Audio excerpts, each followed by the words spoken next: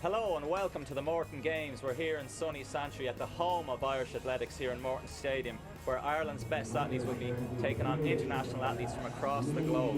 One of the highlights of the night is going to be whether Ciara McGeehan can become the first Irish woman ever to break 2 minutes for 800 metres. It's what's going to be a thrilling race, and concluding the programme, of course, is going to be the magic Morton Mile.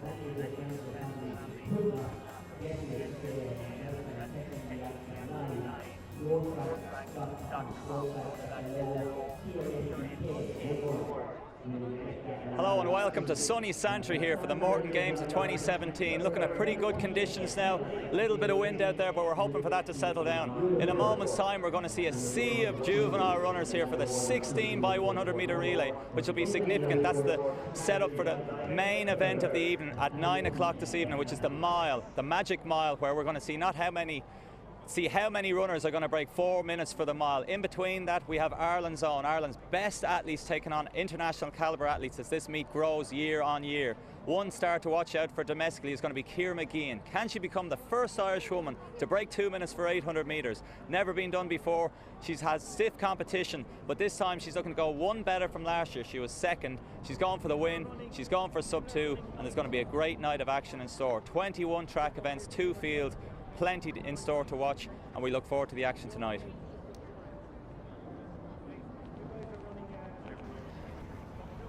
Hello and welcome to the Morton Games here 2017. Hello, thank you. This is Gerard O'Donnell. I'm joined by Ronan in Dublin here in Morton Stadium Santry for this exciting night of athletics ahead. And we have the schedule here on screen. Juvenile 16 by 100 metre relay starting off now at 6:10, followed by junior men's mile, followed by the men's 100 metres. Yeah, so we'll have the 100 metres there, of course, and it's going to be some really talented stars from the likes of Jamaica and America. And that's going to be a real highlight, as well as that men's 400 metres. That's going to be a real hot one with local favourite Brian Gregan in that one. Certainly, and then you got a host of domestic athletes there coming in the IMC events, and then later on in the evening, looking forward towards the men's 5K, women's 1500, and then men's 800 as well. Yeah. Also there we can see that men's B400 we'll have a lot of domestic young athletes in that, 3 of our junior stars going in it, and then that men's 400 metre hurls is a host of talent, and it's been one of the main events here in the last couple of years with the likes of Thomas Barr, former world champion Jehu Gordon taking the title in that one. And then ending the night, men's 800 millimetres. Unfortunately, we lost Mark English, but a host of other stars, including Britain's Kyle Langford, who won here last year, and then women's 1500, and finally the great Morton Mile, sub 4 on the cards. Yes, indeed, we see the big banner drapes the stadium here with all the names of the previous winners, and of course we don't know who's going to win tonight, but it's certainly to be a star of the future. Certainly, and with the men's mile, always a fantastic event, and here we certainly start to get there's a hush comes over the stadium and everyone's here for it, so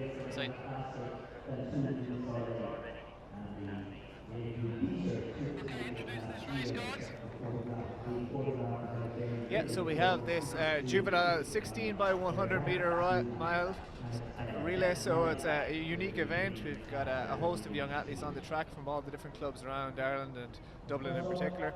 We can see them hopping up and down on their marks and ready to get this Morton Games for 2017 underway. Yeah, there seems to be no real indication of what age group this is. We've lots of different athletes here, from anything from under 8s all the way up to under 19s, so all these different types of athletes in this race, boys and girls, mixed relay.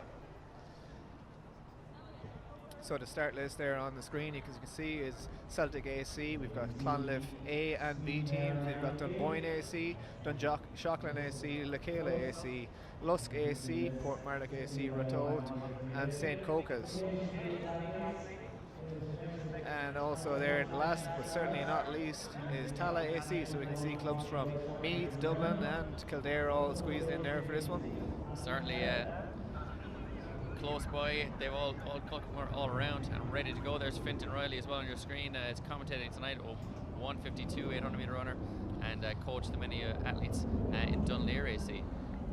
Yeah, so the starter is just getting ready to fire his gun for the first time this evening and get the proceedings underway. Certainly, with that in mind, plenty of athletes here from clubs that will grace the rest of this evening. You can see directly on your screen there, Tala, plenty of athletes, the red and yellow there, best of Tala, plenty of athletes later on in the men's 100 meter, and also the Clonla Farriers, the host club here, who hosted this event since the 50s. Great history in this event as well. Yes, indeed. So Clonla Farriers, the main man to watch for them this evening will be Brian Gregan in that men's 400 metres, so he'll be the favourite for that one. He's run a personal best already this year, and they'll certainly be hoping for a home win in that one. Certainly, and plenty of other young clubs here as well. Things like places like Lusk AC, Rotode AC, which have been set up in recent years. So great to see these clubs coming out. Plenty of juveniles. Athletics is on the rise in the juvenile ranks. Yeah, absolutely, and these juveniles and young kids as well will also have the time of their lives getting to stay on and get some autographs and mingle with some of the stars of the senior events for this evening after their race. Certainly, and I heard plenty of stories about the Cork City Sports and Morton games and at these events, and children running around trying to get autographs and ending up asking just people who work here for autographs, not realising exactly who the athlete stars of the show actually were. So maybe some of the groundsmen will get their autographs this evening as well. Yes, indeed.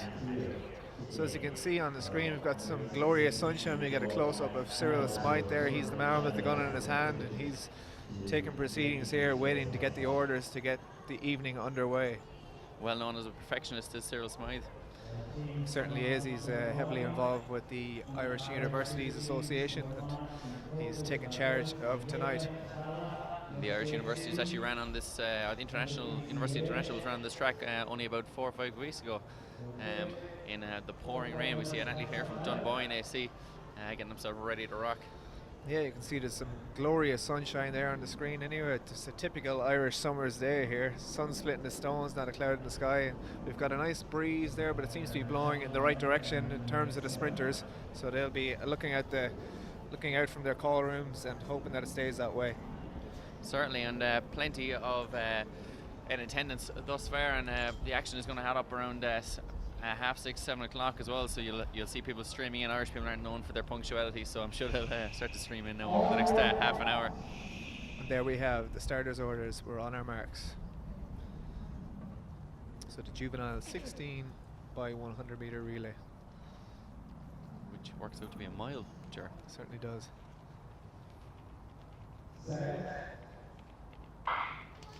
So we're beginning with a mile and we're ending with a mile. 16 by 100 meters here. Dunboyne going up extremely well there in lane 1 in the white and blue. Tala going well out in the outside lanes there as well in the yellow and red. Yes, indeed. We'll be hoping for a clean changeover. We'll be watching for the flags there to make sure we get a white flags, and down the back straight there, Tala are going very well. Right, Dunboyne and Ratto still well up there. So we've got 16 legs of this ready to go. It could be carnage, could be chaos. Battens could go flying. So far so good. We've still got all our teams heavily involved, and out there in front, Tala still pushing on hard in that red and yellow vest.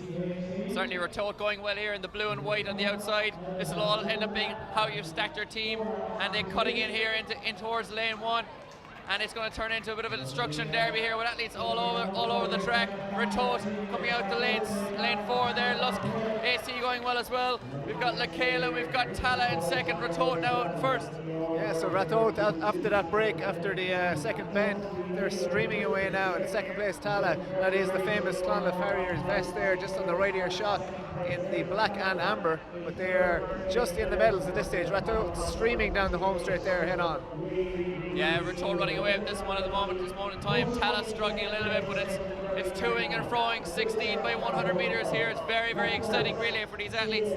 Yeah, it's single file all the way from the 150 mark back to the 250 mark. All these teams spread right out now. Ratot, they're still in the lead. They're on the infield. They're back out, and we have Lakela chasing them down with Tala. And athletes are staying in their lanes when they really need to be in lane 1, but it's a little bit chaotic here. Athletes running from lane 3 directly into lane 1 as Ratot still in the lead. These are well marshalled, well drilled. And the Clonmel Harrier man missed his, he had to stop, turn around and find his teammate, and we've got a faller at the line. We've got everything in this mile relay. I think if it's going to get more dramatic from here, then I don't know if I can handle it. I think this could be the highlight of the night, guys, but hopefully not. We've got athletes in every lane. They're doing what they want here, but Ratot, they are out at front. They are the class act. Clonmel Harriers are still in second place after that calamity here on the start line, but they're holding on to that silver medal position, and it looks like, who's that third, Ronan? That's Dunboyne in third with Tallahassee in fourth. Ratot are absolutely away with this one, but perhaps they've front-loaded their team. Who knows? I'm not even sure what lap it is anymore. I think we're approaching the bow. I don't know if we're allowed to officially ring that for us, but we've still got 4 more athletes to go. Hopefully everyone can find their teammates on this one. A perfect change over there from Ratot, and Clonmel get it right this time. They're through the line. Sorry, Tala getting up the third here, and that is Dunboyne, who just excellent change over from Dunboyne as the athletes trying to get into lane 1 as best they can. Lakayla getting up there as well. Celtic DCH, St. Coco as I see, so Coco as I see are trying to gather up the ground. Clonmel B. And Clonmel are storming down the back straight there. Could they still be in this one? We can see them chasing down Ratot there. And there's a change in the bronze medal position again, but Ratot are storming around that bend still. Tala still fighting on for third there, Ronan. Certainly Ratot look to have this one in the bag, but the real battle is here for third is Tallahassee with a fantastic storming last leg. Tallahassee. And we're going to see a sub 4 mile here, Ronan. Quite easily. 3:38. World record for the mile. 3:39. Ratot AC, Clonmel AC coming in for second place, and it's a serious battle here. Tallahassee getting up for third place. Fourth place will be Dunboyne AC. We see the other teams storming down here, everyone getting their run out, just 100 metres each, so they're all in fine fettle, sprinting home to the line. And we can see the second Clonmel team just crossing the line there in the famous black and amber. And 2 more teams still storming down the straight here, Ronan. Lusk AC, yeah, coming in there for, I think, 9th place. I think that could be Lakayla there as well. There we have it. Ratot are the 16 by 100 metre champs. The first time I've ever seen that race run, Ronan.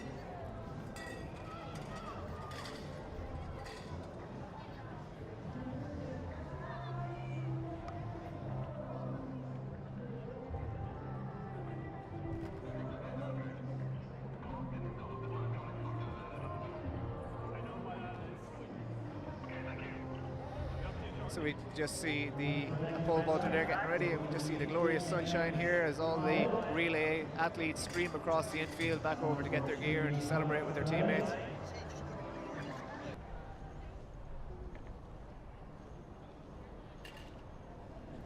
Okay, so on track next we'll have the Junior Men's Mile, sponsored by C&E Product Supplies. On this sunny evening in Santry, the starters call them to their marks, and we are ready to rock. And they're gone to the line, so from the inside we have Greg Asseni, Diarmuid McKeown, Craig Giles, Owen Kenny, James Very Good, Daniel Lacey, Patrick McNiff, Adam O'Brien, Craig McMeekin, Sean O'Leary, Luke McCann, Dara Finn and Andrew Highland.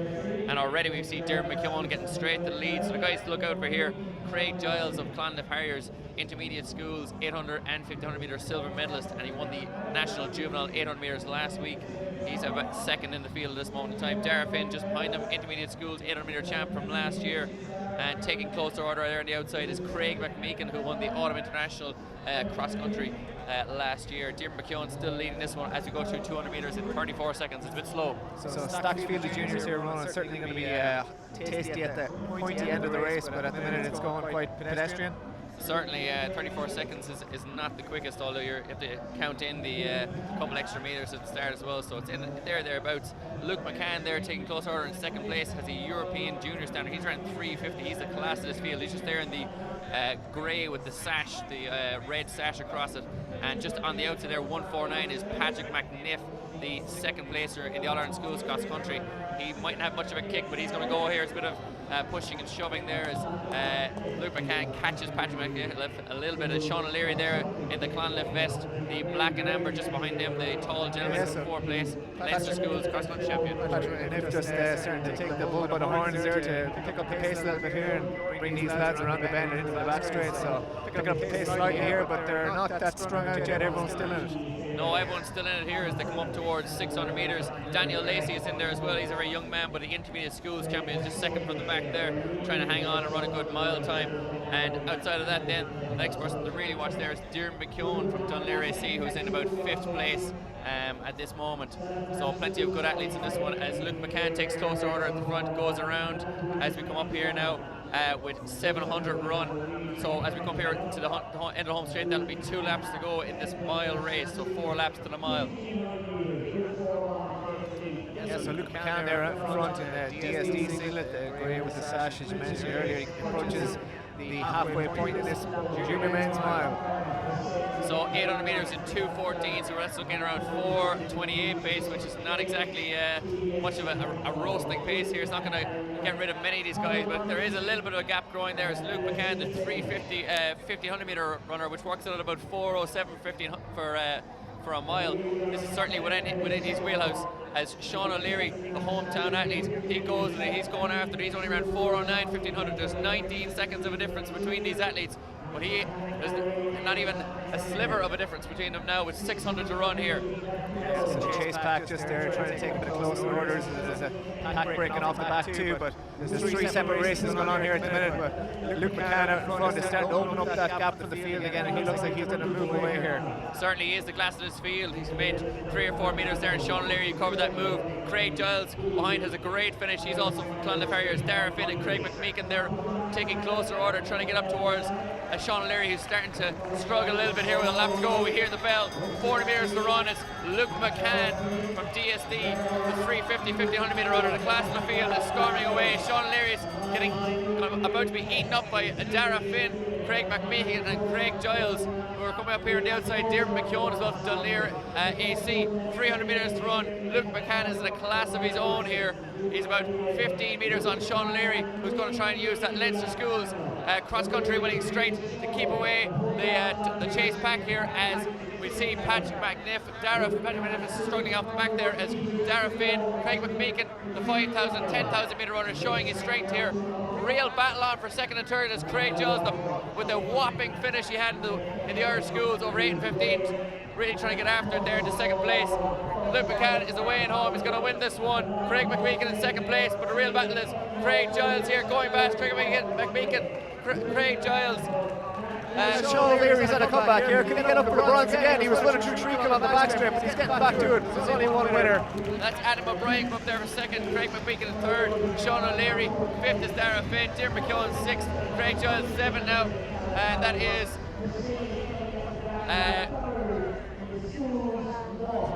Daniel Lacey come up there for 8th place, well from Clonliffe Harriers, the intermediate schools champion. There we have it. Quite a race there. Yeah, we can just see the athletes hunched over after that effort. 4 laps of the track. At any pace, it's tough going, but those junior men really put themselves all out there on the line, especially over that last lap. It was a bit of a burn-up. Certainly, and Luke McCann was definitely the class of that field. He moved away with 600 metres to run, took control of the race, and was pretty much on his own for that last lap.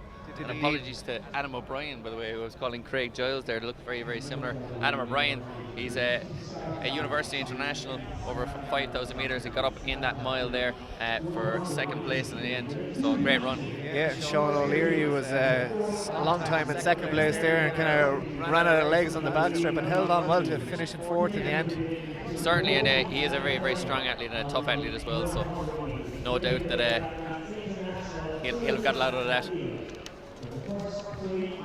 Really, really good start there. 2 miles done. We want one more to go later on in the programme, but plenty of action thus far. Exciting races. So Luke McCann, the winner of that one, 350 1500 metre runner. He ran 4:21 for the mile there, which works out about 4:04 for 1500 metres. So really well within himself in that run. Yes, indeed. You just see the crowd starting to stream in here in the stands. The stands are filling up, and of course, all these athletes who have already ran will be putting on their gear, cooling down, and getting into the stand. But we'll have the men's 100-meter qualifying rounds up next, so we'll have 2 heats in this, with the final coming up later on in the program. Sponsored by Aon, this one. And the start list for the first heat. In lane 2, we'll have Sean O'Driscoll. We'll have Jeremy Phillips in 3, Jeff Demps in 4, Warren Fraser will be in 5, in 6, Eric De Jesus, in 7, Joseph Ojuwumi, and in 8, Eamon Fahy. So big Irish contingent in this one, Ronan, and the star of the evening perhaps will be Jeff Demps there in lane 4 from the USA. He's a real superstar. He was in the 2012 Olympic Games as part of the 4x1 relay for the Americans, and he's also a 5-time NCAA champion, 3 times over the 60, once in the 100 and once in the relay. And if that's not enough, he has played in the NFL, National Football League in America. He's a real multi-sport star. A man of many talents, and he's ran 10.01, so that's undeniably fast. Indeed it is, and beside him there we'll have Warren Fraser as well. Tell us a bit about him, Ronan. So he's a 2012 Olympian, I believe, and he's also ran 10.3. 03, yeah, from the Bahamas, that man is. Got the 2-time Brazilian champion De Jesus there in 6 as well, and then the 4 Irish guys. We've got Jeremy Phillips, might be, for those of you who are tuned in flowtrack.com in America, might be more familiar than the Irish on this one. He's looking to transfer to Irish, the Emerald Isle. He's run 10.36 this year, I believe, so he's certainly a classy athlete. And we also have Sean O'Driscoll, local athlete who trains here from Raheny Shamrock, PBE this year. Joseph Ojuwumi, likewise. We just see shot of the field there. That looks that's not Mick Clossy, but it's certainly Mick Clossy. Looks like it's Vinnie Clossy. Mick Clossy, Irish Olympian, Rio Olympian's father, Vinnie Clossy. Let's see a shot of the 100-meter qualifying guys getting ready here. There is Jeff Demps sitting on the right of your screen in the blocks in the purple. He will be the man to watch in this one.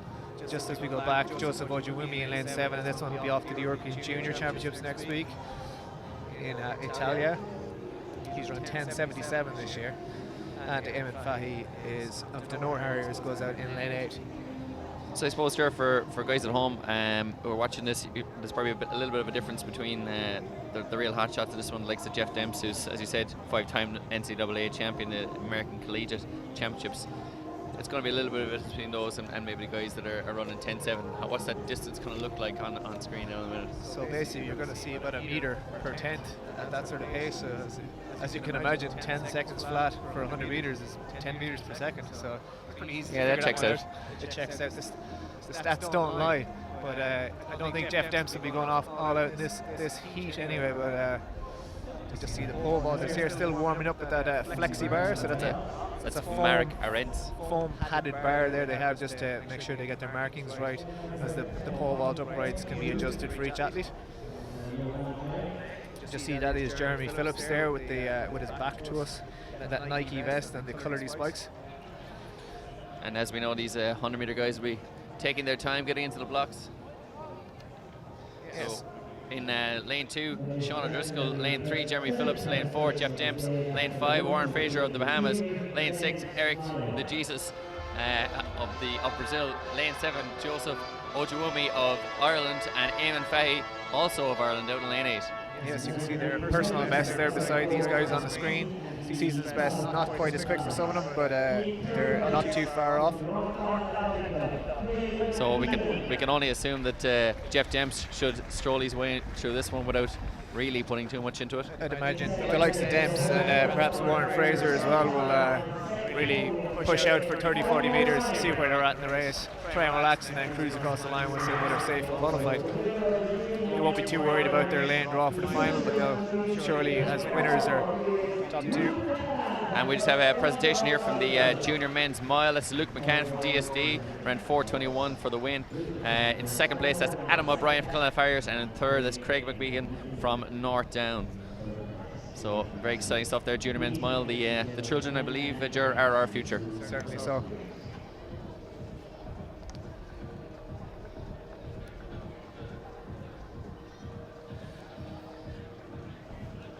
Let's just get you the results of that men's junior mile there. You can see it on the screen.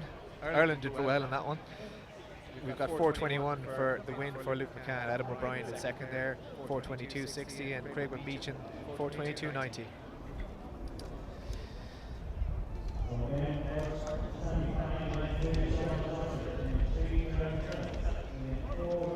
Just going to wait to get that relay result for you as well. We'll confirm that later on in the evening.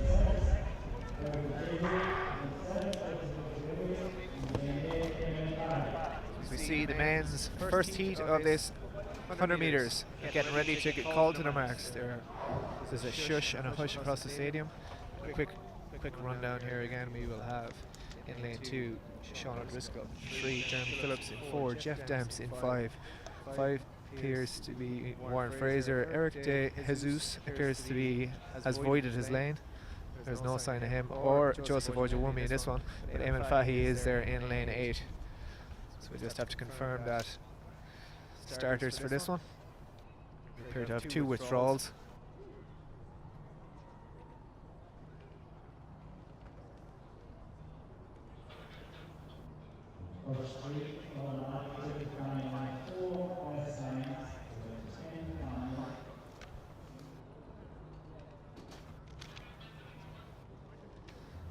So we can see there from the right of your screen, that is Sean O'Driscoll, Jeremy Phillips, Jeff Demps in that black Nike singlet, number 20 on his chest, Warren Fraser, 23 from the Bahamas. Eric De Jesus is there in lane 6, and it's just lane 7 that is empty. Joseph Ojawumi has withdrawn, and Eamon Fahy goes in lane 8. So the main men in this one are lanes 3, 4, 5 and 6. These are the fastest men on PBs. Yeah, and on season's best we'll have Jeremy Phillips will be sneaking in there in third. So we've got Jeff Demps has run 10:10 this year, Warren Fraser 10:18, Phillips 10:36, and De Jesus has 10:45 on the clock this year, so it's shifting. And his top 3 in this get through to the final, plus the 4 fastest times as well. So just watching for those qualifying spots. One of these faster men will have to rely on the luck. Yeah, we're lucky here at Morton Stadium Santry. We've got 10 lanes on the home straight, so we can squeeze in a couple of extras for those finals. Great facility here in Santry, Morton Stadium. So you're looking here at 3, 4, 5 and 6 are your main lanes. Lads are getting ready, getting into their blocks now shortly. Yeah, and we are called to our marks for this first senior event of the day. It's men's 100 meters qualifying rounds. So we've got O'Driscoll, Phillips of Ireland. Then we've got Demps of the USA, Warren Fraser of the Bahamas, the Brazilian De Jesus, Ojawumi has withdrawn, and Fahy on the outside for round.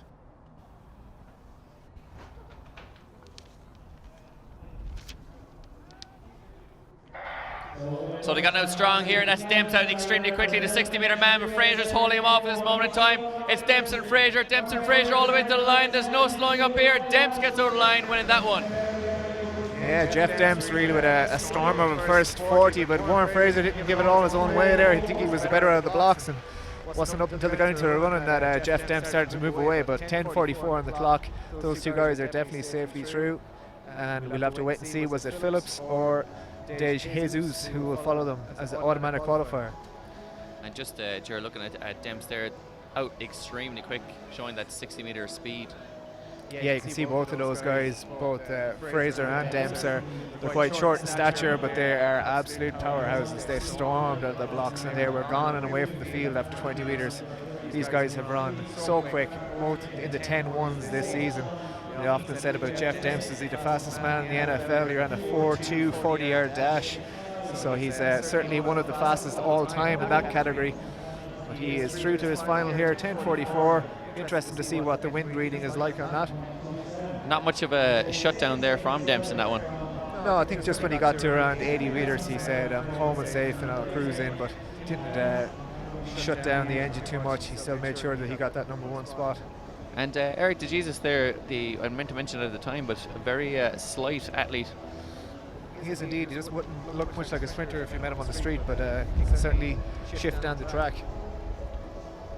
So into the second qualifying race here for the 100 meters. The athletes just setting their blocks for this next heat. Top 3 from that one also will automatically qualify. Have we already seen the winner? So we can just see the replay of that. In the blue there is Fraser. He stormed away, but He was caught after about 30 metres by Jeff Demps, and he took it and took the win on that first heat. Yeah, Demps definitely the class of the field and potential winner later on. Imagine so. He's about a tenth quicker on personal best here anyway. And here we have the lineup for the second qualifying race. We've got Keith Pike in 1, Imran Rahman in 2, we've got Everton Clark in 3, Sean McLean in 4. Przemysław Slavikovsky goes in lane 5 for Poland. Aidan Sayers is in 6, Jonathan Brown in 7, and Dean Adams out in 8. So Slavikovsky, that I mentioned there, made the semi-finals of the European 100 metres last year in 2016. Everton Clark there from Jamaica. I was looking him up earlier. Obviously, he has made no major championships because he's from Jamaica and he's only around 10.08. Not good enough, unfortunately, but we've got another classy lineup here in this one. But as a Clark, maybe he has some Irish roots. 10.8. So he did a lot of racing in Europe this summer. Did the whole European tour over 60 metres, and I believe this is his first European race of the year. So he's did a lot of races in Kingston, and he stayed home to do those national championships, and now he's making his European debut for the season. Excellent. Those athletes just getting themselves ready on there, but that looks like another classy field there. Yeah, Sean McLean there for the USA is a former Pan Am Games, so the Pan American Games. He's a junior champion in that. And Keith Pike going in lane 1. He is a 2-time indoor 60 metre champion for Ireland. Yeah, Dean Adams there just on the left of your screen, the green, white and black. Noted good starter, but he is up against some serious boys here. He is indeed, yeah. To be up against him, he's back in good form this season, but in this kind of company he might be struggling a little bit.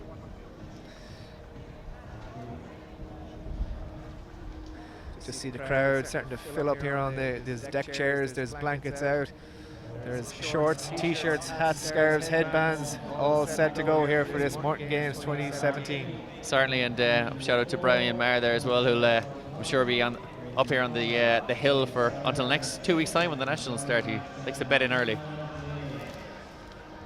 So we just see from the right of your screen there, we've got Keith Pike, Imran Rahman, Everton Clark, Sean McLean, Przemysław Slavikovsky, Aidan Sayers, Jonathan Brown and Dean Adams. So in the purple there is Sean McLean, the white beside him is Everton Clark. Those two guys have both run 10.12 and 10.13 this year, so very, very evenly matched. Outside them, Rahman, Sayers, Slavikovsky, 10.3s and 10.2s this year. It's plenty of very good former athletes in the stands there as well. We are called to our marks, so keep an eye out on the purple and white vests there in lanes 3 and 4, the Jamaican and USA athletes.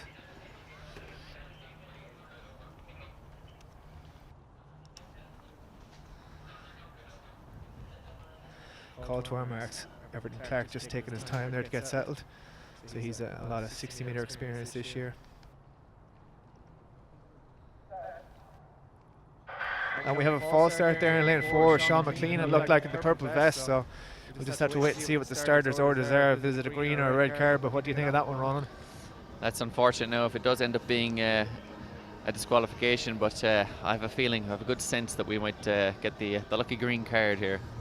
Hopefully so. I've seen it happen before at other competitions on this island where some of the stars from the States have been brought in to break 10 seconds and then they get the boot early doors. Yes, indeed, but maybe we'll see the rules followed here. The rules be the rules.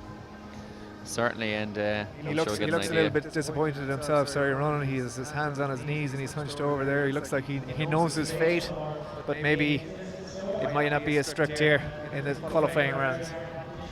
Perhaps, and it'd be counting his lucky stars if he gets through. And stripes from Jamaica. Just meant stars in general.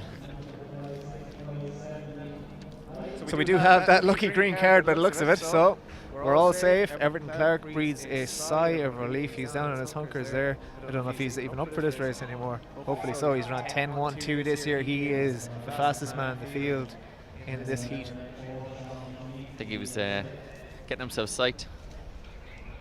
So we've got Pike, Rahman, Clark, McLean, Slavikovsky, Sayers, Brown and Dean Adams on the outside. Top 3 to go through. with the 4 fastest after that from both heats to make up the final. So keep an eye on in 3 and 4. That's Clark and McLean.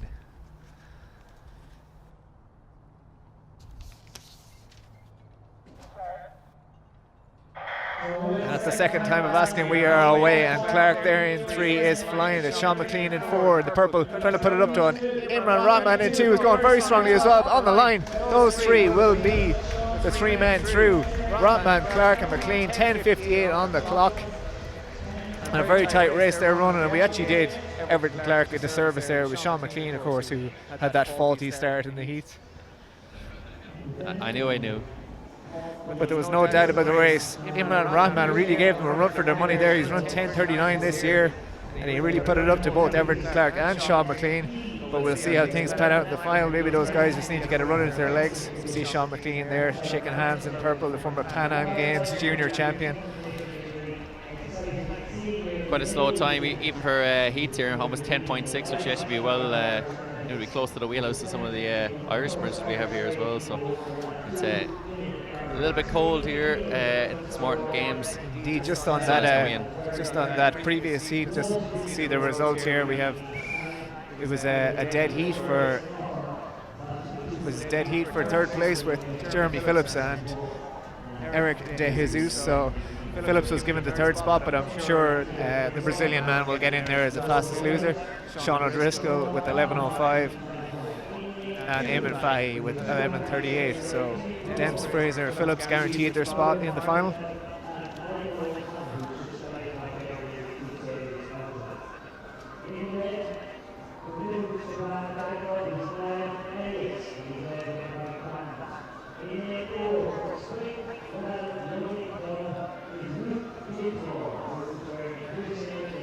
Just see the replay here of that race. Those top 3, lanes 2, 3 and 4 taking the spots for that one. 10:58 on the clock. See the long stride of Demps there, absolutely powering through.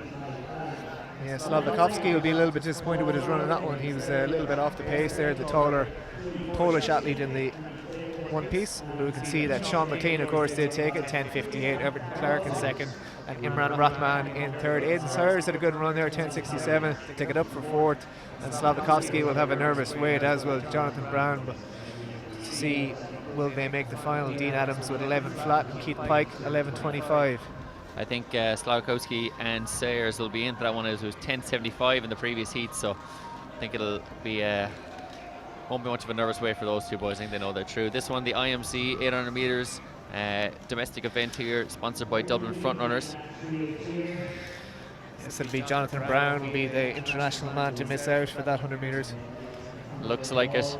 In this one, we've got Sean Connan from Ireland in lane 1, Tim Grummel, Michael O'Connor, Niall Elliott, Luke Dismore, Matthew Johnston, Liam George, Tom Baird, James Nolan, and the pacemaker is Christoph Walters, and we also have Martin Cox as well. So the pacemaker, Christoph Walters, multiple Irish national medalist here, and a sub-50 800 meter runner. So he'll be looking to get guys around, and the pace, I think, is in around 58 seconds. So hopefully Christoph's will be able to do the job. I know he's pacemaking later on again, so won't want to put too much into his legs.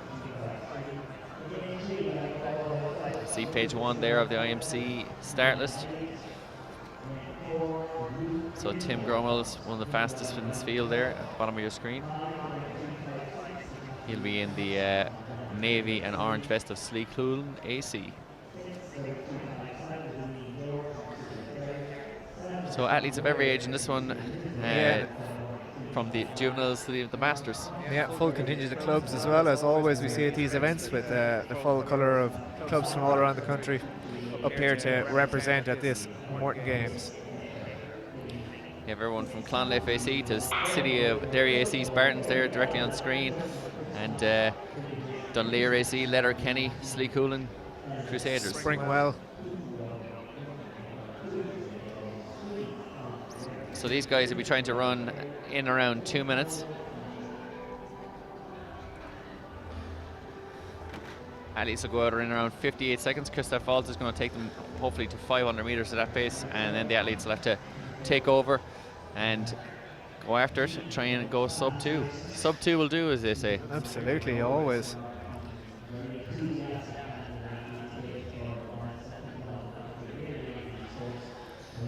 These moments now before 800 meters, not fun. Starting to struggle in these moments for 800 meters. You want to be anywhere else but currently on the track. Absolutely, I think that's a similar thought for many athletes. So the athletes are called to their marks for this D 800 meters. So pacemaker out there in lane 8 in the yellow vest, Christoph Walters of the host club Clonda Farriers. This is the IMC 800 meters. Setting off, Christoph gets out nice and hard in this one. Make sure he goes through in about 58 seconds. The athletes will come around this bend and then start to cut in when we do get to the 100 meters into this race. So look at the watch there from Christoph as he gets himself into the lead. And the Letterkenny man there, who is Matthew Johnston. He's getting up there into second place as we go up towards 200 meters. I think that's the man from City of Derry AC Spartans. Just sub 28 seconds there through a 200 meters run. What sort of pace will that be for these sort of guys? It'll be well within their wheelhouse, I'd say. It's 28 seconds for the pacemaker, so those guys would have come through just under 30 seconds. So Tim Grummel there, just at the back of the field, trying to make sure he's staying on pace as we get the athletes coming through here. Christoph Walters needs to take closer order there and make sure that he's not just leading them a merry dance here, 2 or 3 meters in front at this moment in time. So coming through here, 56, 57 seconds, and Christoph Walters pulls the plug on this one as a drop man from Drogheda in a district AC here, just on the outside. That's Luke Dismore. He's just moved in to the lead there, and there's a serious battle here between the two guys in front with 300 meters to run. Tim Grummel struggling a little bit there in 7th place. Matthew Johnston, after being early in the lead, is starting to come around again. I have a commentator's curse. He's coming through the field. James Nolan looks to be leading this one from Drogheda and District AC. Yeah, James 200 Nolan out meters there to in run here. front. We've got 1:31. Just sitting in behind them, Martin Cox actually clips the heels of Nolan, but Nolan regathers his form and opens up his stride. Martin Cox grimacing in second. He's going to be overtaken here by Tom Baird, so it's all still to play for here in this 800 meters. Tim Grummel as well coming up for 3rd place. Really good battle here. Matthew Johnston coming through as well. Getting up for the win here. Will it be sub 2? It looks like it will be very, very close. 1:59.64 on the clock. That looks to be Tom Baird of City of Lisburn there, getting up for a 1:59 clocking, and I think 2nd and 3rd should be close to sub 2 as well. So fantastic running there and excellent pacing as well. That's not Christoph Walters, but it is Tom Baird Tom Baird from City of Lisburn. Yeah, Christoph was the pacemaker. He didn't do much in terms of wind shield there for the lads, but he got them around. Certainly, it's difficult to do, and guys, they don't really want to get out too fast. A lot of the time you get them through 200 meters as well, and they'll struggle from there. So Tom Baird winning that first 800 meter race here from City Lisburn AC.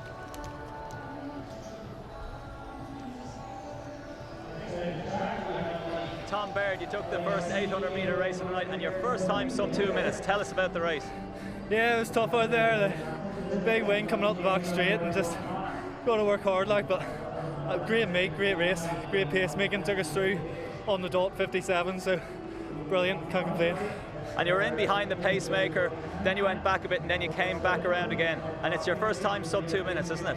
Yeah, well, I ran sub 2 years ago at an IMC, but struggled this season, so it's great to get under 2 minutes.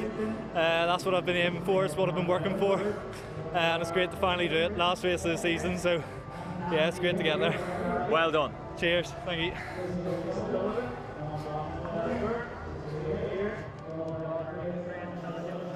Yeah, so a nice interview there with Tom Baird, the winner of the D Men's IMC 800 meters event. Great experience for Tom Baird as well to be interviewed now for this live stream as well. So his media commitments have exploded over the last 2 minutes. Oh, they really have. Yeah, he'll struggle to come down from that one. He won't get his head in the door to get his gear after. Confidence is key. In this women's 800 now, we've got Natalie Weir, Ava McGoldrick, Ciara Everett, Claire Earls, Eleanor Alexander, Jodie McCann, Katie Conroy, Niamh Boland, Niamh Donnelly, Orla O'Connor. And second page now, we've got Rachel Gibson and a very, very interesting entry. That is Sophie O'Sullivan. Let's put lots and lots of pressure on her, as she is the daughter of Sonia O'Sullivan, Who's Sonia O'Sullivan, Ronan? Tell us. She is an Irish, basically the greatest sports person of the, I suppose, the 90s, and possibly ever. Certainly better than Roy Keane. Yeah, well, a fellow Cork person, we'll decide on that later, but Olympic silver medalist and multiple world champion as well. And this is, she's just CC out there in lane 7 there, just the girl in the pink shorts and the 382 on her vest. That is Sophie O'Sullivan. So she's been running very dominantly in Australia during the winter months here, but the Australian summer. So she's over here now to take on our summer with a charge. Certainly, she's ran 4:29 1500, which is a fantastic run. As well as that, we got Rachel Gibson there in the yellow vest in lane 5, another talented 800 metre runner, and Jodie McCann, school silver medalist over 1500 metres. She's there in lane 4. Yeah, and they all have the honour of being paced in this race by 2016 Olympian Ciara Everard, who ran in the Olympics for the 800 metres for Ireland, and she's doing the pacemaking duties here for these girls. Yeah, Ciara Everard, a fine athlete in her own right, and Jodie McCann getting out really, really strong here and looks to be going after the pacemaker. She's there in the DSD vest, the grey vest. Jodie McCann just struggling a little bit as Rachel Gibson goes by her there in the yellow vest. Sophie O'Sullivan taking closer order there in the pink shorts just on the outside. And still leading through this one is Ciara Everard, who's led through in 33 seconds, so looking at around 66 seconds for this opening lap. It's a little bit windy here at the moment, so could be a little bit of a struggle for these girls on this first lap. But Rachel Gibson is slowing up behind Ciara Everard. Rachel Gibson just sitting there in second place in the yellow vest. Sophie O'Sullivan taking close order, and Jodie McCann also nestled in there nicely as well. So really solid field in this one. Yeah, Natalie Weir there of Great Britain just moving up into third place as well with the sunglasses on. But Ciara Everard bringing them up towards the bell in 65 seconds on the clock. And that's Niamh Donnelly there just on the outside of Sophie Sullivan in fourth place. Ciara Everard drops out at the required pace here. Rachel Gibson still leading this one. Natalie Weir in second, Niamh Donnelly in third, Sophie O'Sullivan in fourth, and that is Jodie McCann there in fifth, Claire Earls in sixth. So really starting to string out here. Sophie O'Sullivan in the pink shorts taking closer order.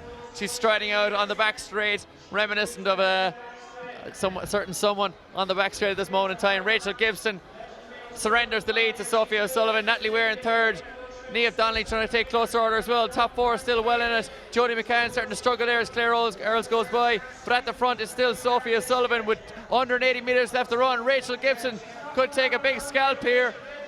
With 140 metres left to run, Rachel Gibson's trying to get around Sophie O'Sullivan, but Sophie O'Sullivan is trying to stride away as you go enter the home straight here. 1:56 on the clock. Sophie O'Sullivan powers down the home straight, length is the stride. Rachel Gibson starting to struggle as Niamh Donnelly's going to come up and try and grab second place here. Sophie O'Sullivan getting up for the win here, all the way from Australia, gets the win. Rachel Gibson second, third is Niamh Donnelly, fourth is Natalie Weir, fifth was Clonafacey, and sixth was Jodie McCann. So it was Avian McGoldrick there from Clonafacey in fifth. Yeah, 2:11 on the clock there for Sophie O'Sullivan. A very impressive run with from 250 metres to go. She really just made the race her own, opened up her stride in the back straight and dominated from there on. Yes, and I'm not too sure on her exact age, but I think Sophie O'Sullivan is in around 16 years of age. Yeah, 15, 16, not too sure, but she's certainly one of the youngest athletes in this field, along with the likes of Jodie McCann there. So to be running 2:11 for 800 metres at this age is absolutely fantastic, and maybe someday she might take her mother's Irish record over 15 and beyond. Who knows? She's certainly got the pedigree at this stage.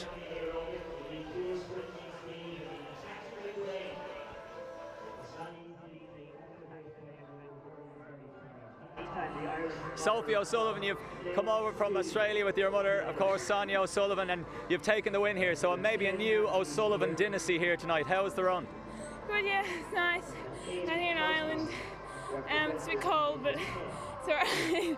Yeah. Well, you've come from an Australian winter, so is it warm there? No, it's colder there. Yeah, it's actually gotten cold there, down like 2 degrees the other day. Okay, so 2:11, was that a new PB for you here in Morton Stadium? I don't know, I'm not sure. I think here, yeah, I guess. On Irish soil. Last question: do you think we'll ever see you in an Irish vest or in the green and gold? I don't know, maybe. Depends on the best offer. I guess, yeah. We're going to make a decision now. Well done.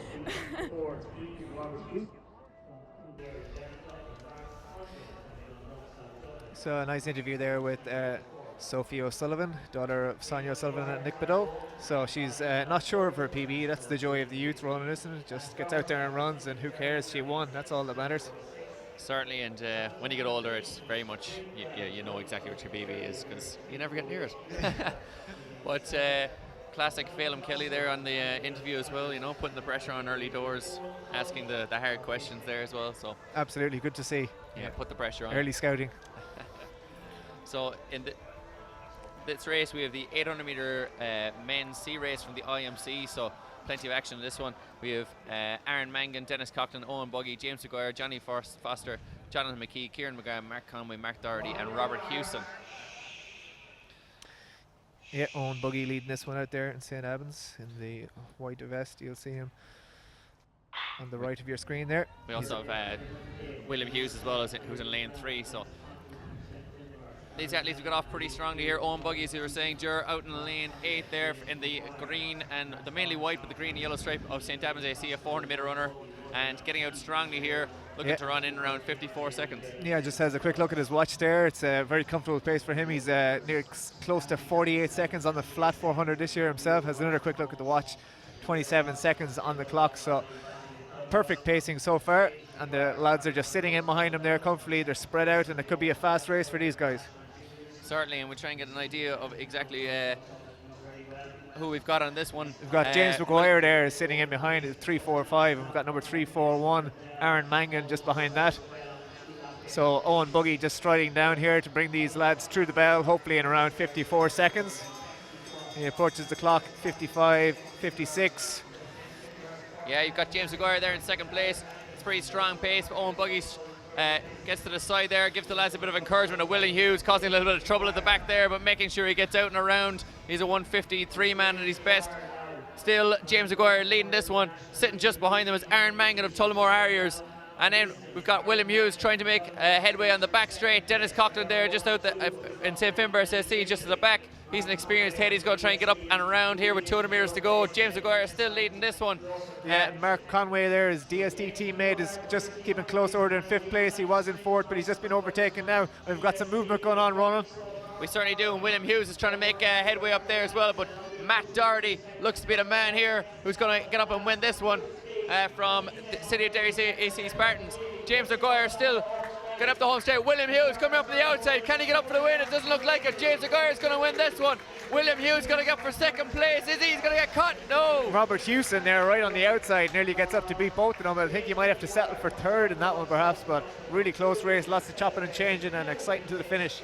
Certainly a great result there for James McGuire, and really I suppose showed the importance in 800 meter race of never being too far away from the front. He was always in 2nd and 3rd for most of the race. William Hughes back in about 7th with 350 metres to run, and then managed to get out and around. Left himself with far too much to do, so really smart run from James McGuire.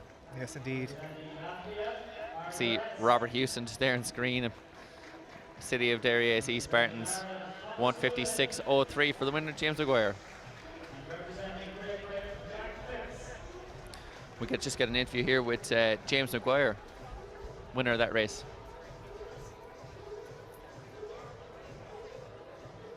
James McGuire, you hung on well there. 156.03 unofficial and a new personal best. Describe the race. Well, I knew being a 1500 metre runner, I'd have to take it out because I wouldn't have the speed in the closing stretch, but the wind was tough, but I just about managed to hold on. Wind down the home straight or down the back stretch? Felt like both, but I don't know. It's tough work. So you're straight told you got a medal in the National Junior Championships and you've come here now and got a PB in the 800. Have you got any more races now for the rest of the season? Yeah, I think I have my own national age group there in the weekend for the 15, and then maybe a race in England to finish it off. Then I think I'll pack it in. And happy with your season? Yeah, it's been good. I was injured last year, so tough work at the beginning, and now we're getting the benefit. Well done. We wish you the best of luck for the rest of the season. Thank you.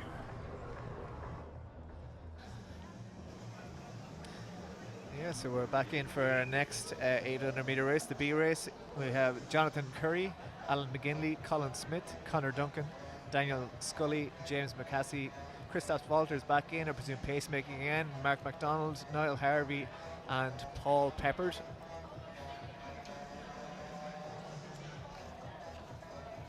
and finishing out with Sean Curry. So as we move up to the A race, we'll be hoping for a hotter pace again, Ronan.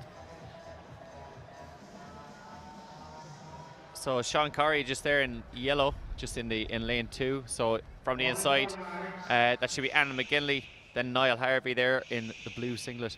Paul Peppard just outside him in the Adidas purple singlet. Dan Scully, Jonathan Curry, Mark MacDonald, and then Colin Smith, Conor Duncan, Christoph Alders, and James McGassie in St. Lawrence O'Toole's as well. So Christoph Alders leading this one out. This will be in around 55 seconds. Mark MacDonald, who's actually pacing the mile later on, running in this one. Dan Scully, Paul Pepper, training partners, getting out strongly. That's Alan McGinley there, getting out really strong. The man from Derry. Niall Harvey as well, trying to play closer order. But Christoph Walters has got out into the front of this one to pace this. It's pretty fast. It's 27 seconds is the long striding Conor Duncan running into a bit of traffic there. James McGassie, who actually slaughtered me in a National League race a couple of weeks back, is taking closer order there in 3rd place as well. As we see it, Christoph Walters is tearing out to the front of this one. He's gone through in 41 seconds, got a little bit of a lead on this field. Conor Duncan, long striding athlete, trying to catch up with Christoph Walters. Yeah, so Christoph Walters gone off a little too hard again as the pacemaker, as we've seen earlier, but Conor Duncan just sitting in there comfortably in behind him. He's got Daniel Scully waiting in the wings, as well as Paul Pepper there running from the back. Mark MacDonald has run quick this season, over 400 and 800. He'll be still in with a shout. He's not too far out, and the moves start to be maker, but Conor Duncan's still in the lead here with 300 metres to go. Conor Duncan, the man who spent the year in Seville out on an Erasmus, still hasn't managed to get a tan, but he's striding out at the end of the back straight. Colin Smith just behind them there, and that is Jonathan Curry from Great Britain, trying to work his way up there, up the back straight. The man, Sean Curry in the yellow as well, with 200 metres left to run. Jonathan Curry is out of it, he's dropped out. Niall Harvey working hard as well. Conor Duncan and Colin Smith batting it out for the win here. Colin Smith in the green, Conor Duncan in the blue and white of Ratote. Ratote won the 16 by 100 metre relay earlier on. Can they win an 800 metre race here? Conor Duncan striding up the home straight. Colin Smith just behind him, and it's a slew of athletes coming up for 3rd place. Mark MacDonald of the host club trying to make inroads on the outside. Alan McGinley as well, working hard. Conor Duncan up for the win in this one. Colin Smith 3rd, great battle for 3rd as well, and Mark MacDonald takes it. And in a battle of St. Lawrence O'Toole's athletes, Niall Harvey getting up for the win there over James McGassie. Yeah, and Paul Pepper rounds out the field there, but good win there from Conor Duncan. He just sat in off the pacemaker. He didn't really get much use from the pacemaker, but he led it from the gun and just took it out hard and won it. Certainly, and Conor Duncan made a national senior final here last year, over 800 metres, really getting after that one and showing his great talent, running 154.6 there. I know he's had a pretty disrupted year training-wise, so really great to see him showing that he still has it. Daniel Scully in that one as well would have been hoping to get up a little bit further, and was never really near the pace, but they come back from that pretty easily. Niall Harvey in there as well, a 156 man, so a really even field, and 800 metres.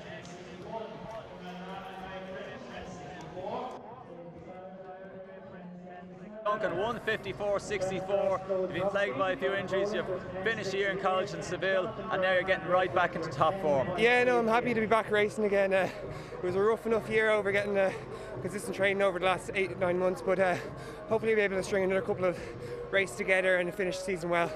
Yeah, you've been using your long, leggy figure to great effect here. We were listening to James Maguire earlier, and he said that it's very windy out there. Did that affect you in any way? Just on the home straight, I noticed that the wind was in my face, especially because it was just myself out there in the last 100. But apart from that, it wasn't too bad, to be honest. So you pulled away nicely in the last 100 metres. What was the feeling coming across the line here at the Morton Games? Yeah, no, I was happy enough to get the win. It was a good field out there, so happy enough to come away with it. W, yeah. Well done. Thanks very much. Yeah, so Conor Duncan, the winner of that men's B800 metre race. As you were mentioned earlier, he had a good season last year, and he won both the university indoor and outdoor championships over 800, and he's back from a year in Seville and takes the title here over the B800. Yeah, he was muy rapido in that one, and got up for the win. 154, I think very close to his personal best, and certainly a seasonal best. Results here from the women's 800 metres from earlier on. We've got Sophia Sullivan getting up there for the win, 2:11. Rachel Gibson in second, 2:12. Niamh Donnelly, 2:12 as well. And Natalie Weir of Great Britain for running 2:13. So quite a battle in that one.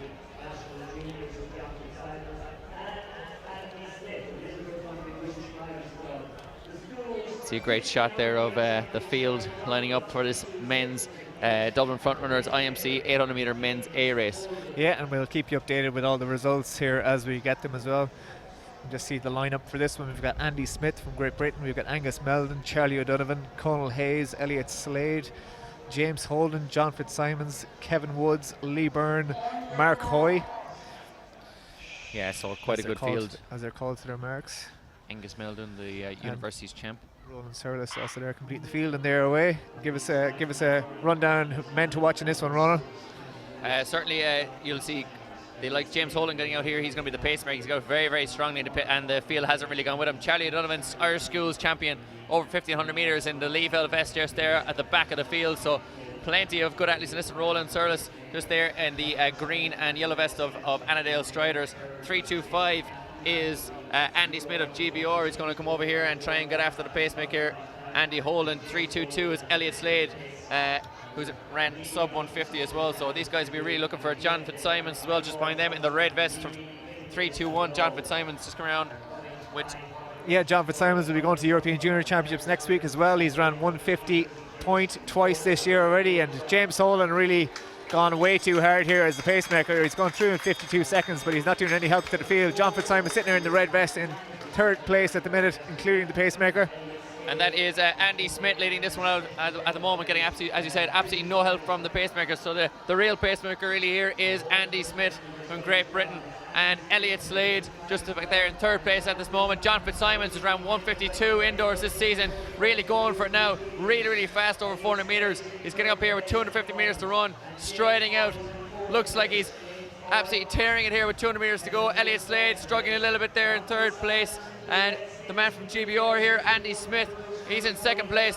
Mark Hoy just behind that. Roland Surris is out of it. Charlie O'Donovan is using that 100 metre speed to come around that bend, but it is the man, John Fitzsimons. Looks like he's going to go for the win in this one. Just behind him, Andy Smith, and behind him again, Elliot Slade, looking like he's going to have a good run in the end.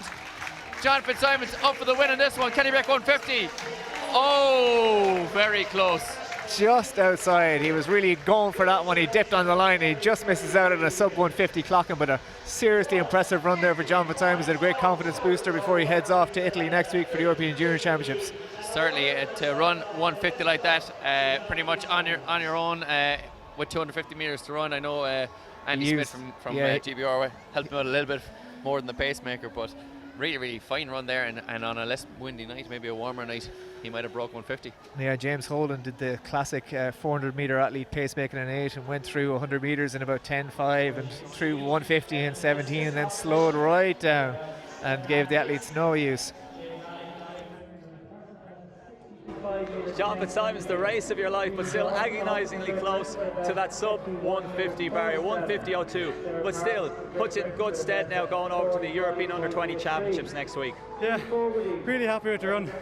The aim coming out was a PB, so the pace wasn't as fast as I wanted. Took it on early and kind of wheels fell off a bit. Missed out in the 150, but look, I'm happy enough. We'll take it, definitely.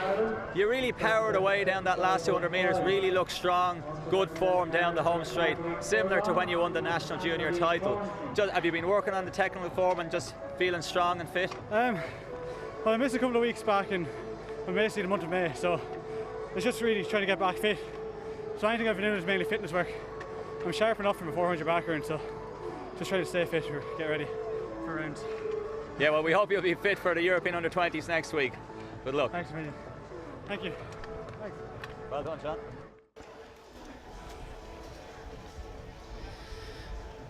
Yeah, so nice to hear from John Fitzsimons there, winner of the A800, and we've got the men's 400 metre B race coming up next. So we've got a strong Irish contingent in this one. We've got 3 of the men's junior 4x4 relay team that'll be heading to those European Junior Championships next week in this one as well. That'll be Jamie Mitchell, Jamie Pender, and in the inside we have Nick Ennis, who's broken 49 seconds this year. We've got 2 GB athletes, Jamal Roden-Stevens was going 4 and Tom Druce in 7. So we see the full line up there. We've got Nick Ennis, Jamie Mitchell, Jamie Pender, Jamal Roden-Stevens, Ben Mays, Brian Murphy, Tom Druce and Paul Murphy. The third of those junior athletes running will be actually going in the air race. That's Christopher O'Donnell. He's broken 47 seconds this season, so a real high quality relay team they'll be sending out there. Certainly, and this will only serve as a prelude to the fantastic 400 metre A race that's going to come up later on, and really excited about that as well. But Jamie Pender and Jamie Mitchell in this one, the battle of the Jamies, but more importantly Ben Mays in there as well, and Jamal Roden-Stevens. To be running that fast it's going to be pretty impressive here, no matter what the result is. Yes, indeed, it's good to see so many fast times there up beside the athletes as PBs, and with such a strong Irish contingent in the field. Brian Murphy there as well, former Irish record holder with the relay team, ran the World Championships in 2015 as part of that 4x4 squad, and he's just finding a bit of form here. He's running season's best every week he comes out, so he'll be hoping to find another one here today. Yeah, Brian Murphy always rounding nicely into form just in time for nationals. He's been around a long time, but he knows exactly what to do, and you can never doubt him. I've no doubt that he's going to be slipping his way into that final here over 400 metres at the nationals in 2 weeks' time. Absolutely, but it's getting a lot tougher these days with the standard of 400 metre running in Ireland. So we see the presentation for that men's IMC A800 metres. So we had Elliot Slade getting up there for third place. And then this is John Fitzsimons getting up for the win there. Getting his IMC A race championship. Did they give out a championship ring for this? I presume so. PB is all he cares about. He got it. 150.02. Very unfortunate not to break the fantastic sub 150 barrier. Receives some sort of zebra there. Some sort of cuddly toy, which I'm sure he'll hold dear. He'll tie that onto his bag now for his trip away to Italy, and it'll be his luck charm. So there is the official result. So he actually was 200ths quicker than we said. John Fitzsimons 150 flat. Andy Smith 150.85. Elliot Slade 151.22. Good run from Kevin Woods at 151.67 as well. So some really fantastic time there by John Fitzsimons. It's just a little bit unfortunate not to break that 150 barrier. He'll be kicking himself all the way back. He will indeed.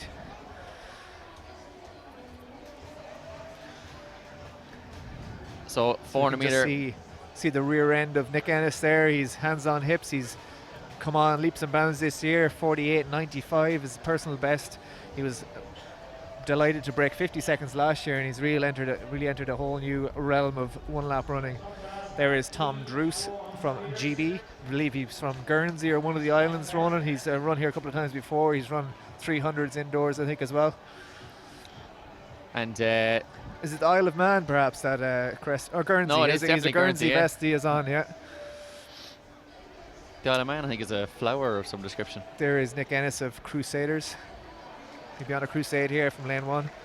He certainly will, perhaps a fruitless one from lane 1, but you don't know. Hopefully he manages to break his PB, as he's been in sterling form this season. Certainly, and out there in lane 8, Paul Murphy, an extremely talented junior, but suffered some serious injury setbacks, and he's getting back into good form. Yes, he spent quite a lot of time in the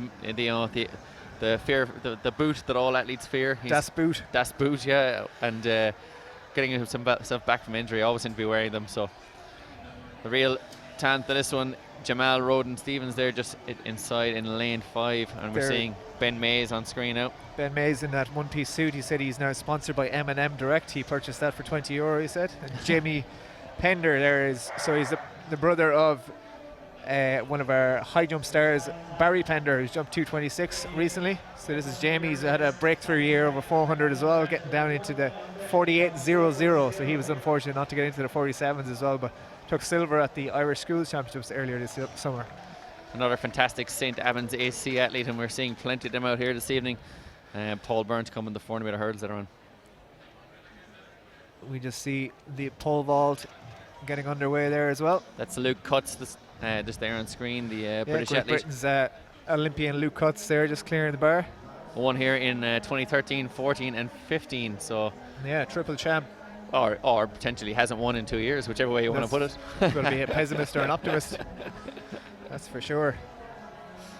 But he's jumped 583 personal best, so looking to try and get as close to that as he possibly can. Bit windy for pole vaulting this evening.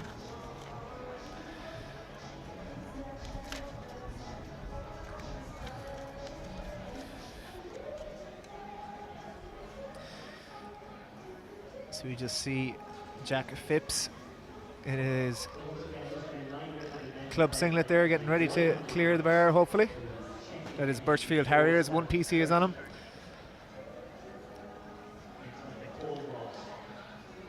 So he's looking to storm down this tartan track here and then pop himself nicely over that bar.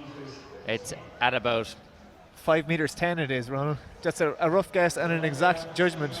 Well, the infield commentator has given me the information there. I've given you far too much credit. Jack Phipps, Birchfield Harriers.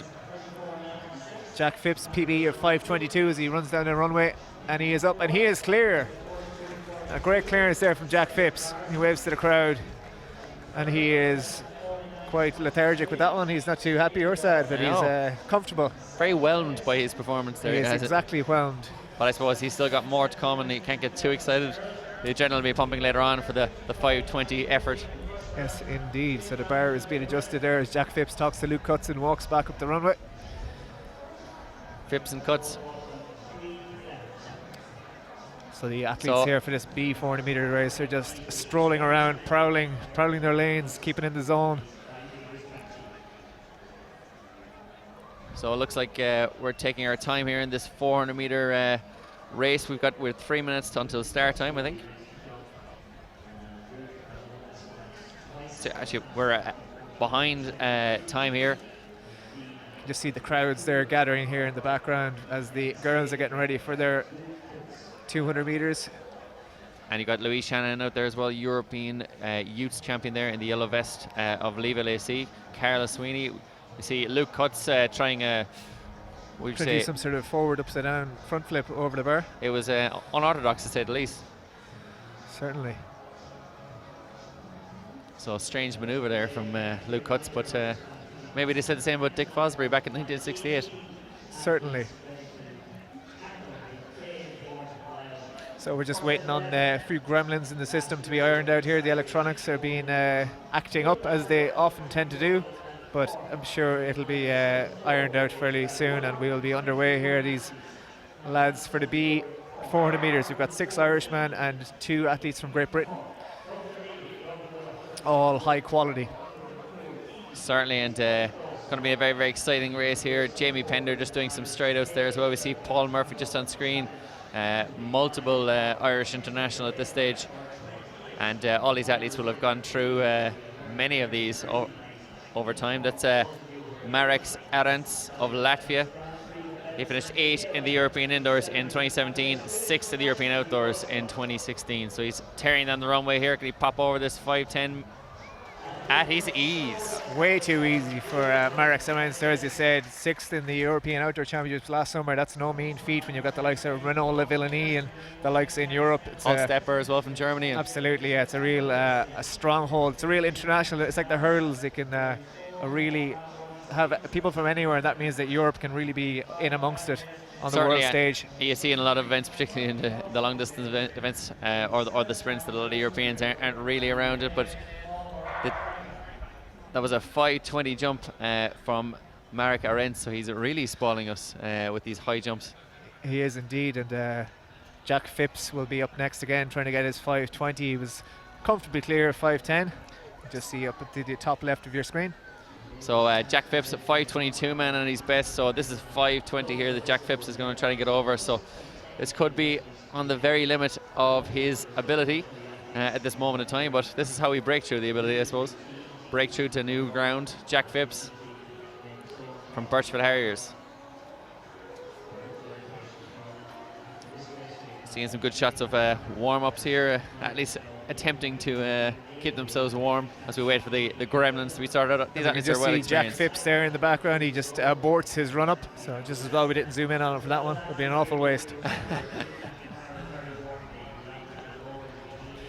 So as you can see, crowd starting to gather now. They're all coming in for the mile later on, in particular in the men's 5,000, women's 800 with Angie Petty as well. 159 athletes coming in.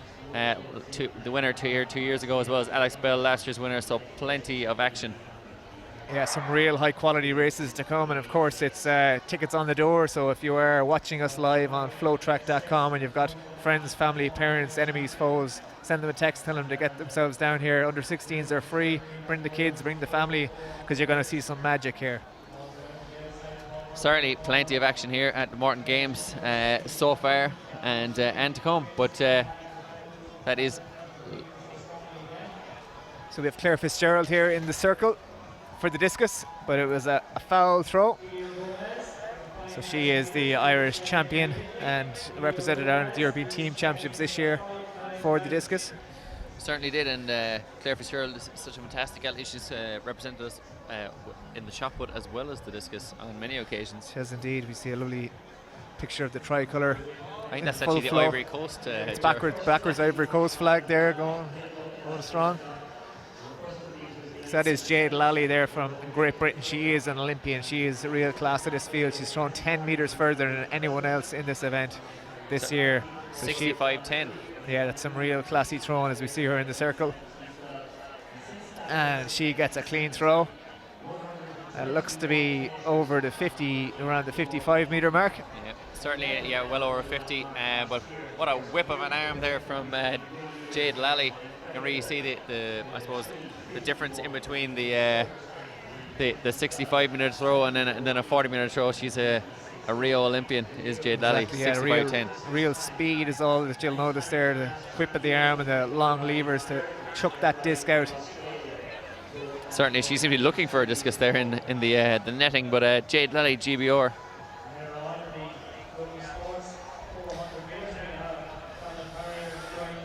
Yes, she was actually 2014 bronze medalist at the Commonwealth Games as well, was Jade Lally, and finished third in the London Diamond League last year, the event which took place last weekend. So last year's version of the event, she was third in that one. So she's a real world-class athlete here, throwing against the best of the rest. So in the men's IMC D race, Tom Baird getting up to break 2 minutes for the first time, 1:59.63. Martin Cox 2 minutes 51, and James Nolan 2:05.9. That was a fantastic race as well. Tom Baird getting up for the win.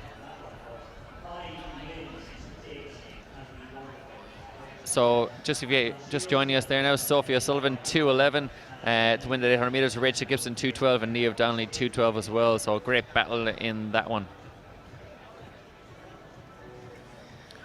James Maguire 1:56.03 in the men's C race. William Hughes battling up hard over that second lap, but just not making it. 1:56.70. Matt Doherty then coming up around the outside, 1:56.75, and Robert Houston just missing out by 0.02 of a second. Plenty of athletes sub 2 on that one. Dennis Coughlin down there 1:58 as well.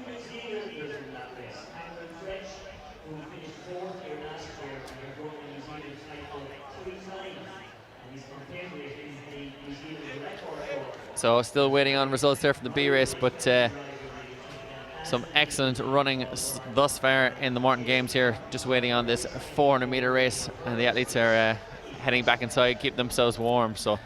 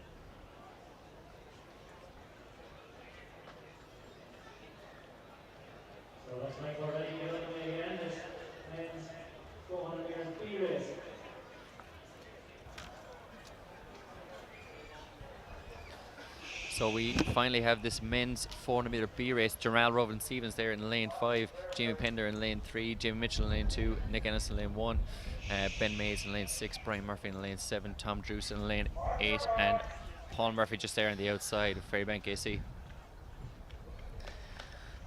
Yeah, so we'll be keeping an eye on the middle lanes here as always if the seating is done correctly, but certainly Jamal Roden Stevens there in the green one piece, and outside him Ben Mays, but Jamie Pender just inside them in the white, green and gold of St. Albans will be one to watch too. Certainly, but Jamal Rowan Stevens looking to get him get out really, really fast here. Ben Mays as well, just inside him in the black. Yeah, so we are away first time. Jamal Roden Stevens certainly got out better than Ben Mays, as did Brian Murphy. He had a great start. And outside Brian in the green one piece, Tom Druce there on the left of your picture, just up on Paul Murphy already. And from the head-on shot, we can see it is still Druce well out in the lead. Roden going well there with Jamie Pender pushing up on him from lane 3, and as the stagger unwinds we'll start to see a little bit more of this race. Jamal Roden Stevens is coming through strongly there on Tom Druce. Tom Druce in that one piece with Paul Murphy of Ferrybank keeping up with him, but Jamal Roden Stevens there in number 46 on his chest. He is storming down the home straight here. Ben Mays in the black one piece trying to put it up to him, and he is coming back strongly, but Jamal Roden Stevens, he's going to take this B race with Ben Mays coming through well. Takes the second place, 47.36 on the clock. So that'll be a good run for Mays there in second place too, in around the 47.5 mark. But Jamal Roden Stevens was the class of the field from the gun there. Tom Druce out in lane 7 just emptied his load a little bit on the back straight and had no gas left as he came around into the home straight onto the finish line. Certainly, and really, really impressive run there in the end from Jamal Roden Stevens. Much more even pace. Tom Druce went out hard. Paul Murphy was, I suppose, even a little bit surprised that he came up on them that fast. As you said, old man Brian Murphy getting out really, really strong there, showing he's still got the speed. Ben Mays getting up with a great result there for very solid run there from Ben Mays. He ran in Brussels Grand Prix at the weekend and ran a 48 flat, so he's hoping to get back down into the 47s here today, so he'll be happy with that run certainly. Paul Murphy on the outside, I think, got duped into going a little bit too hard by Tom Druce's early extravagance. Classic Tom Druce.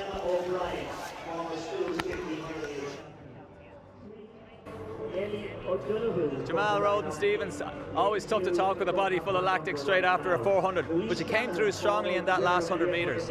Yeah, I wanted to execute my race. It was a bit of a long wait, but I just stay composed, a little bit windy, so it was a bit tough, but just kept composure. I'm just happy to be here.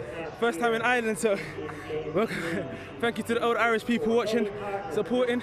It's a lovely meet, and just thankful to be here. How do you find the experience so far and the energy from the crowd?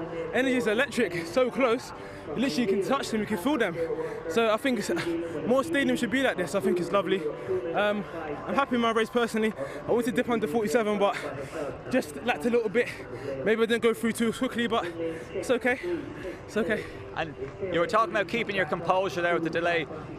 Did you have any process to go through, or just tell yourself to stay calm? I just tell I was pretty cold actually. I was like, can I keep warm? Let me keep warm. So I just kept warm, and yeah, so just thankfully got the win. Of course, there's some good runners in there, Ben Mays and some other guys, so I knew it was a tough field. I just won my race, that's good. Well done, you lit up the track. Thank you, thank you, thank you. Thank you. Yeah, so Jamal Roden Stevens there paying a nice tribute to the track here, and the crowd and the energy and the Irish people. His first time in Ireland, he said he's having a great time, and he said the crowd is just electric and he can nearly touch the spectators as he goes around, so he's a happy man after that win. Certainly, and rather exciting. We had the first middle distance race here for women, the Jim McNamara Women's 800 metres, sponsored by Denora Harriers. So in lane 1 we have Emma O'Brien there in the red vest. Just outside her then is Louise Shanahan, then Amy O'Donoghue, Keely Neely, Ellen Schaaf from New Zealand, Ellie Hartnett from Ireland, Katarina Anderson from New Zealand, Sarah Healy, Fiona Keogh, Carla Sweeney, Ciara Everard and Nadia Power. So a lot of these Irish athletes would race each other quite regularly, and we have a couple of internationals as well, so spice up the flavour of the field. So 2 laps, 800 metres. Getting out strongly there was Katarina Anderson there, just in the red of New Zealand. So 2 New Zealand athletes in this field. Ellie Hartnett of UCD as well, multiple medalists in the universities. Nadia Power just there on the outside. Kira Everard got out extremely fast. This one pacemaking again, and hoping to bring these girls in around just outside 2 minutes. But getting out strongly there is Ellen Schaaf and Katrina Anderson. So that's Anderson there, just 3.67. Katrina Anderson of New Zealand there in the red vest and the navy shorts. Just behind her then is Ellen Schaaf, also of New Zealand, so there'll be a bit of rivalry there. And Amy O'Donoghue then in the blonde with a white top with green across it is Amy O'Donoghue there, the first Irish athlete at this moment in time. 300 metres in, 45 seconds, so they're on for around 2 minute pace. We see a shot there of Carol Sweeney there in the green, coming up on the outside as well, coached by Paul Fleming. Yeah, so Kira Everard just coming up towards the line, just approaching the 60-second mark with the 2 New Zealand athletes sitting in behind her, as well as Amy O'Donoghue and Nadia Power taking closer order. But at the minute, Kira Everard still stringing out the pace here for Katrina Anderson there in second place, and Ellen Schaaf just behind her. So Anderson here from New Zealand. So it's a battle of the New Zealanders here, and Amy O'Donoghue is trying to ruin their Antipodean party there with 300 metres to go. It's Anderson and Schaaf. Amy O'Donoghue, the girl from Emerald AC, the darling of the junior ranks. Can she move up to the senior ranks? Ellen Schaaf says no, and storms by there with 220 metres to run. Anderson and Schaaf, the New Zealanders, the real class of this field. Schaaf goes by again. Anderson is struggling around. Yeah, and Sarah Healy just there taking over the 3rd place from Amy O'Donoghue by the looks of it. O'Donoghue just struggling a little bit. Sarah Healy trying to put it to her, but the 2 New Zealand athletes out in front, Ellen Schaaf and Katrina Anderson. Which one of them is going to win it, Ronan? Schaaf and Anderson all the way up the home straight. It looks like Anderson's going by on the outside. Schaaf is starting to struggle. She's going to be eaten up by Amy O'Donoghue as she goes up the home straight. Kelly Neely, Louise Shanahan with a great finish as well. But it's going to be Anderson get up here for around 2:06, 2:07. Schaaf second, Shanahan third, Ellie Hartnett fourth. That is Sarah Healy in 6th. So Anderson with the win that one in 2:07.71. Yeah, so all changed there in the last 100 metres with Ellie Hartnett and Louise Shanahan there really just getting up there for 3rd and 4th on the line. But you can see athletes giving their all, hands on hips, strewn across the track here after that women's 800 metres IMC. Well, Louise Shanahan always known for her fantastic finish and holding off and managed to get through up the home straight there in that one. Anderson getting the win there. Schaaf in second. Schaaf really went for it with 230 metres to run, but maybe a little bit too early. The girl there, 3.66, just left of your screen there. Went with it with 2:20 to go, but Anderson was strong, held on, and got up for the win. But great battle between the Irish in particular for 3rd place there. Louise Shanahan getting 3rd.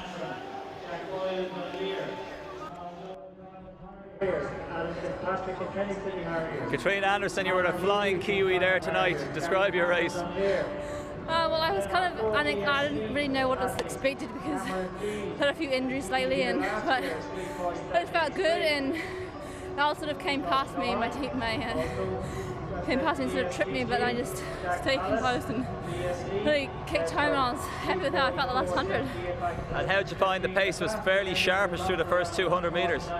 Yeah, I wasn't wanting to be in the lead after the pacemaker left, so I was trying to hold back, but then no one took it, so I decided to just catch on. And I thought the pace was pretty good. You did a good job of pacing it. Atmosphere kind of give you a bit of extra energy? Yes, it's amazing here. Music and the crowd, and get the best out of you. I love it in Ireland. Well done. Thank you very much. Oh, Rugby World Cup. Yeah, that's the winner of the IMC 800. We've got results there from that IMC men's 800 metres. John Fitzsimons took the win there. We've seen it in the new personal best with Andy Smith in 2nd and Elliot Slade in 3rd. The men's B 400 metres as well, we have the results of that. We've seen Jamal Roden-Stevens storm comfortably to that win, with Ben Mays running a good time here in windy conditions in Santry with 47.71. Tom Druce in 3rd with 48.32, the fast starting man, and a season's best there from both Brian and Paul Murphy's.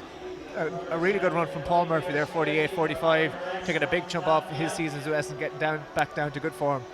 Great to see him back and running well after all those injuries, so really impressive. And Brian Murphy as well, rounding nicely into form, potentially eyeing up maybe a 4x4 berth somewhere. Absolutely, why not?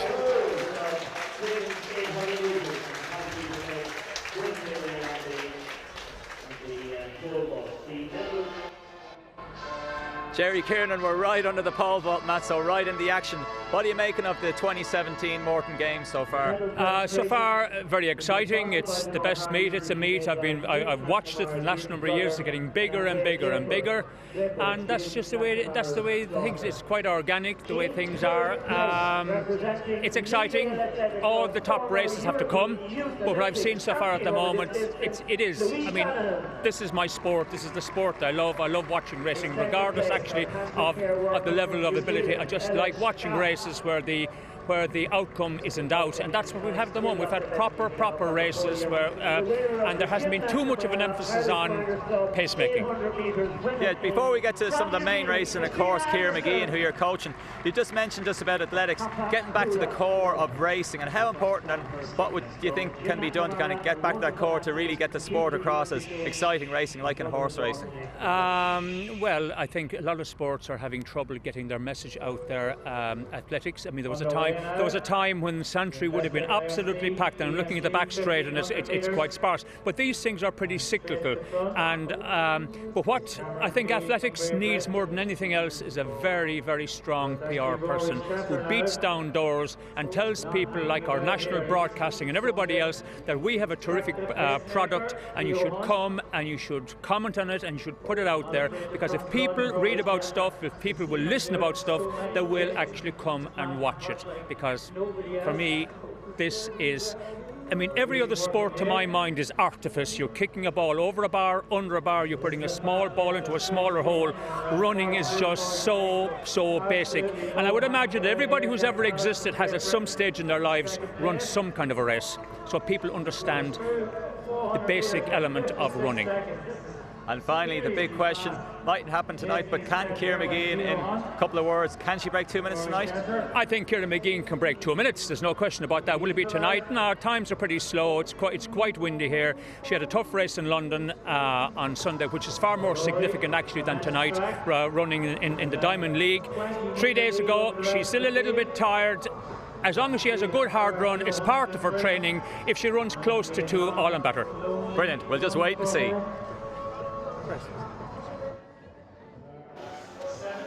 So a fantastic run here from Rory Chesser, who's gone after the pacemaker. He's got it really hard here. He's coming through. He's going to be sub 2 when he gets to 800 meters over on the back straight. The 7 times national steeplechase champion has gone straight to the front. He's followed by Cameron Fields, Jack Hallis, Conor Healy of the hometown club, Clonliffe Harriers, and Owen Strutt is in there as well. Brian Fay, the schoolboy, back in about 7th place as well, looking to break 4 for the first time. Rory Chesser still leading this one out. Theo Hunt, the pacemaker, just behind him, just dropping out. Rory Chesser is storming down the back straight. He went through in around 2 minutes for 800. Conor Healy in 3rd, Cameron Fields in 2nd.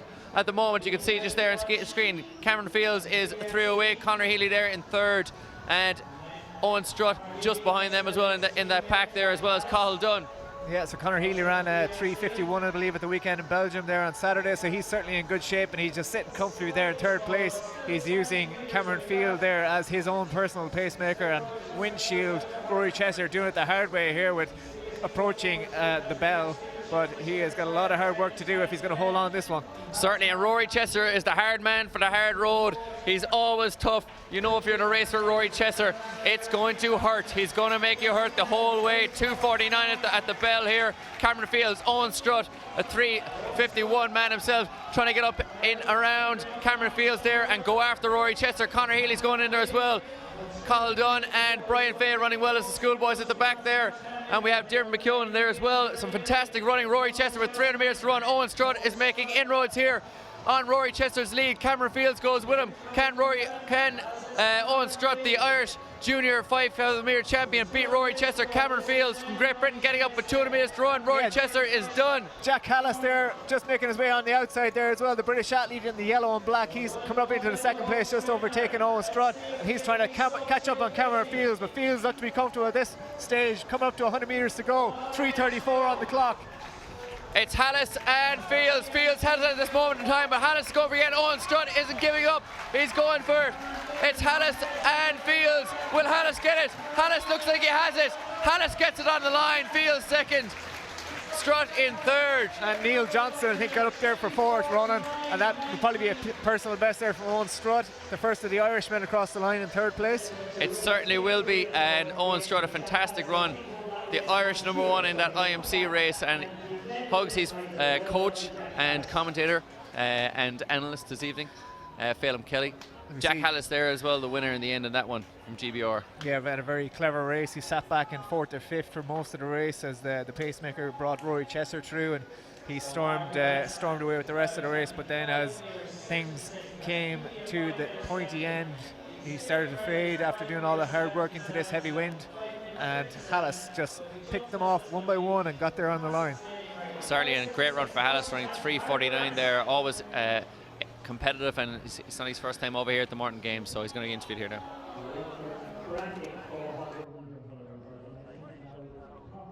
Jack Hallis, you came onto Irish soil as part of the British Milers Club and you got the W. Tell us about it.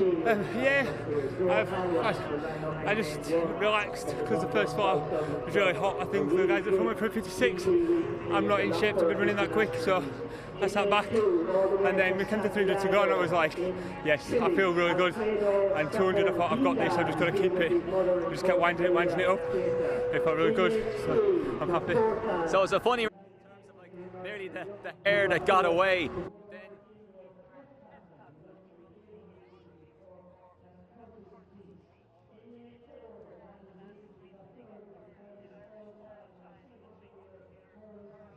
Yeah, it was about just relaxing, feeling good, and I just made sure that anyone that came past me, I stuck with them because I knew he'd come back eventually, because it was that fast that I knew that they wouldn't be able to live with it. And what races have you got a few more to kind of maybe keep racing yourself into shape for the rest of the summer? Yeah, I'm doing 8s this year, so I'm moving onto the Kale on Saturday from here, and then I just got to see where I'm taking it from there. I'm not sure what the plan is just yet. So down to the 2-lap tango, we look forward to seeing you over that. Cheers, thank you very much. Well done. So the result of that women's 800 metre race, Katrina Anderson, New Zealand, taking the win, 2:07.71. Ellen Schaaf in 2:08.12 in second, and Louise Shannon getting up for third with 2:08.46.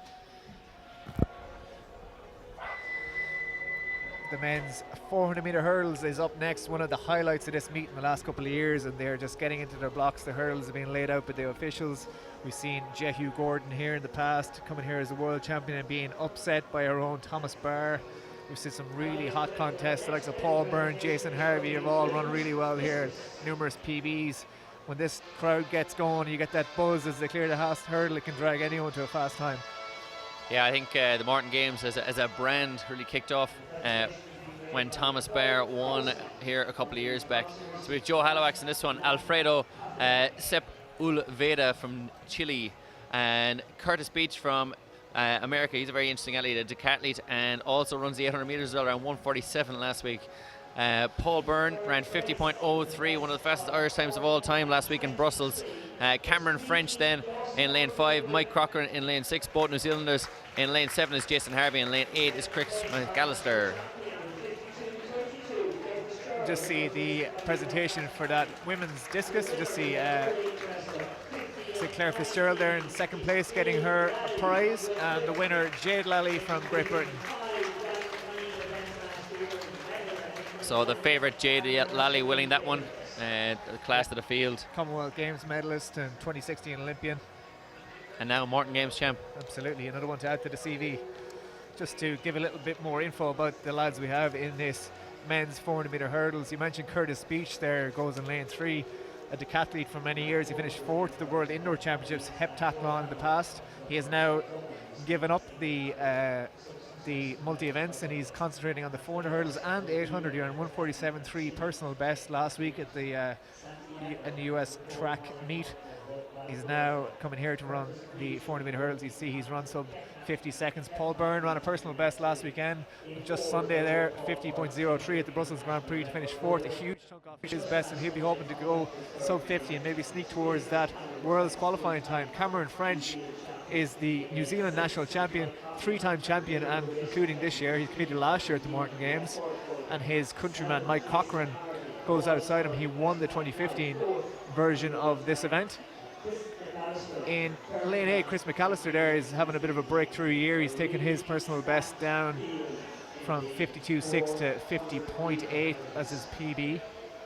Jason Harvey in lane 7 really came onto the scene at the same time as Thomas Barr, running at 50.1 against him in the national championships. And he's just getting back to a bit of form, 51.20 I believe this season. Also appeared in Game of Thrones. He did indeed. He also appeared in Warrior Ninja and failed miserably at the very start. Very true, well worth a watch on YouTube if you get a moment. In lane 2 there, the Chilean Alfredo Sepulveda. He competed against Thomas Barr in those 2015 World University Games when Barr took the title. So he knows all about the Irish athlete. And Joe Halifax goes in lane 1. He was second to Thomas Barr at the IUA Championship, so the de facto IUA Universities champion, taking out our 4th place Olympian. So really interesting characters in this one, particularly Curtis Beach. Can one man have that much talent? Possibly so, but I think the thing about Curtis Beach is, will he be erratic over the hurdles? I think that's what we're going to have to look out for. But so we have got 3 Irish athletes here hoping to put it up to 2 New Zealanders, the Chilean, the American, and the Briton. So Paul Byrne is the main Irish athlete you'll be looking for here. He is in lane 4 in the black vest with the green just in the centre. So we've got Halifax, Sepulveda, Beach, Byrne, French, Cochrane, Harvey, McAllister.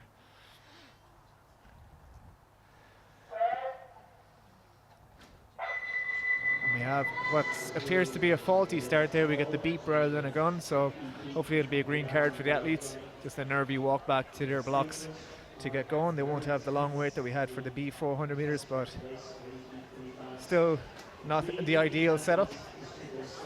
Give us a little bit more time to talk about this event. So we've seen in 2014 here at the Morton Games, Jehu Gordon came in as the reigning world champion, and Thomas Barr set up beside him, hoping to cause an upset. And as he approached that last hurdle, the upset unfolded. There was a roar from the crowd. Barr landed first, and he took off to the finish line and took the title ahead of the Trinidad man, Jehu Gordon.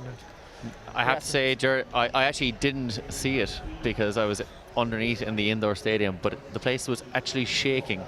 I seen it from behind. I was in the race, ran a PB, but I was a good 40 metres back at least. We should have hooked you up with some sort of camera equipment and could have committed to memory. But the lads are back behind their blocks. There is no sign of a card from the starter just yet, but I'd imagine it'll be a green card. So once again, a green card from the starter, and we'll have Halifax, Sepulveda, Curtis Beach, Paul Byrne, Cameron French, Mike Cochrane, Jason Harvey and Chris McAllister. As we see, that is the main man, Curtis Beach, the decathlete, the 800 metre runner, everything. Yeah, so expect a strong finish from him, and Paul Byrne always finishes strong there as well in lane 4. And we're called to the marks for the second time of asking.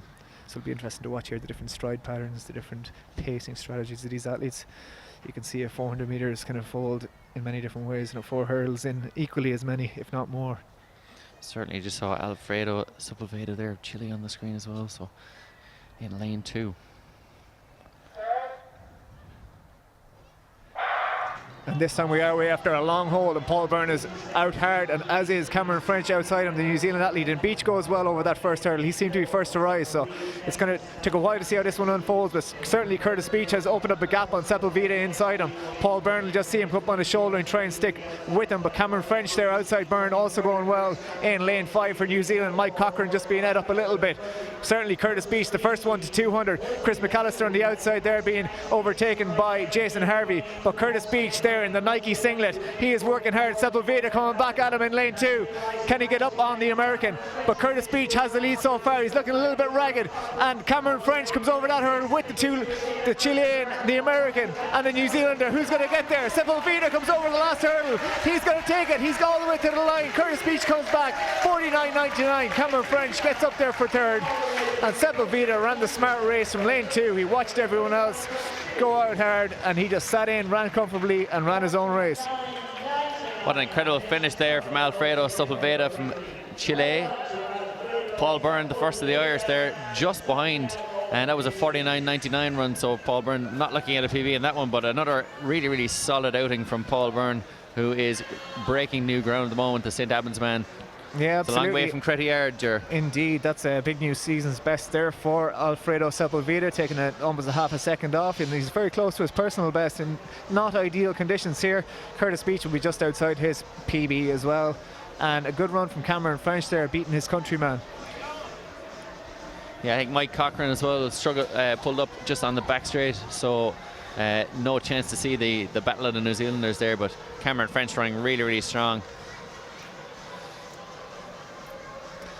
There's Cameron French, the New Zealander. He took the 3rd place there in that one. Yeah, 3 times national champion, so but not actually the faster of the 2 New Zealanders. Mike Cochran struggled there after about 200 metres. Alfredo, you are the first Chilean athlete at the Morton Games to compete, and you are #1. How was today? Well, actually, it was a good race. It's my second best time, so I'm really happy. There's a big crowd here, so the feeling it's pretty good.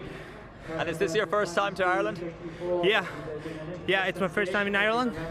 It's my second season that I'm coming to Europe, so I'm pretty happy to have come to this meeting. So you're learning the trade on the European circuit. How different is it from being at home in Chile, and now you have to learn? What things have you learned from racing in Europe in your second season? Well, actually, it's pretty different because here we have a lot of athletes with a pretty good level. In Chile, I ran only myself, so like three seconds behind the other athletes. So it's pretty easy to improve because of the other athletes. Yeah, so great competition yet in Chile, very little athletes, but a great performance and well done. Well, thank you very much.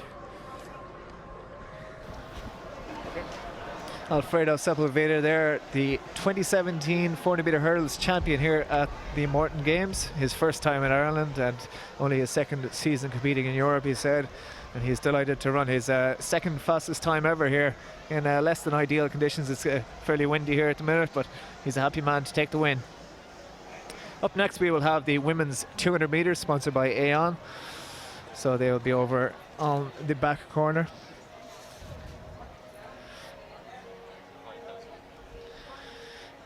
So we can see the start list there. We have Leah Moore in lane 2 from Clonif Harriers, the local club here in Morton Stadium.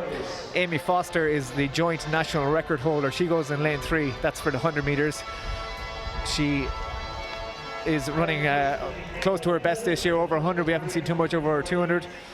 Phil Healy goes in lane 4, the Bandon AC athlete. She's run for Ireland in a number of events from 1 to 460 metres. She's ran in the European Indoor Championships over both 60 metres and 400 this year, doing the unusual double. Certainly, and Phil Healy made famous the world over in this very stadium, from this very, I suppose, what would you call it, gantry. Podium box, yeah. Running a fantastic relay leg here, and you might remember from the Depths of Hell video that was very much a viral video, a viral hit last year, so we'll see her on screen shortly. Yeah, our absent commentator, Cathal Dennehy, many of you tuning in stateside and beyond may know his name. He made that girl famous. He made himself famous more so. Certainly, and he's in Kenya, or Kenya as they say, at this moment in time at the World Youth Championships, so lots to take in. Yeah, and in lane 5 in that one we'll have Margaret Adeoye. She's a well-known GB athlete. She's got a world silver medal from the 4x4. She's run 52 seconds for 400 meters this year, so we haven't seen her over 200 too often, but she's a 23-second performer at least. We'll have Tamara Salaski of Serbia in lane 6.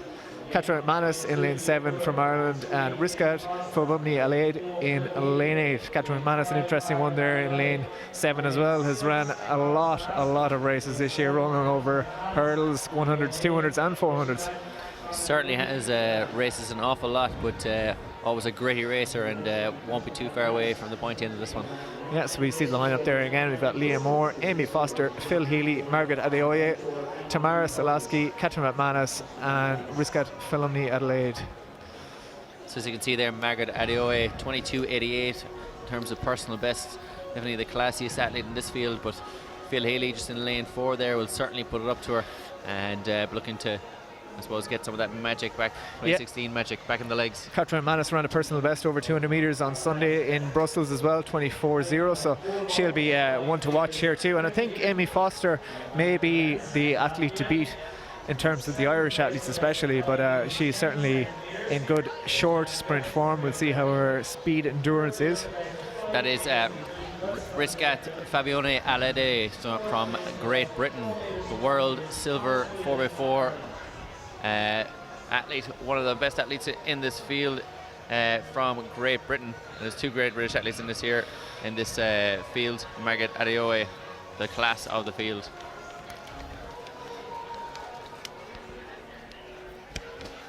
So seeing we've got, after this 200 metres, men's 5,000 metres to come up.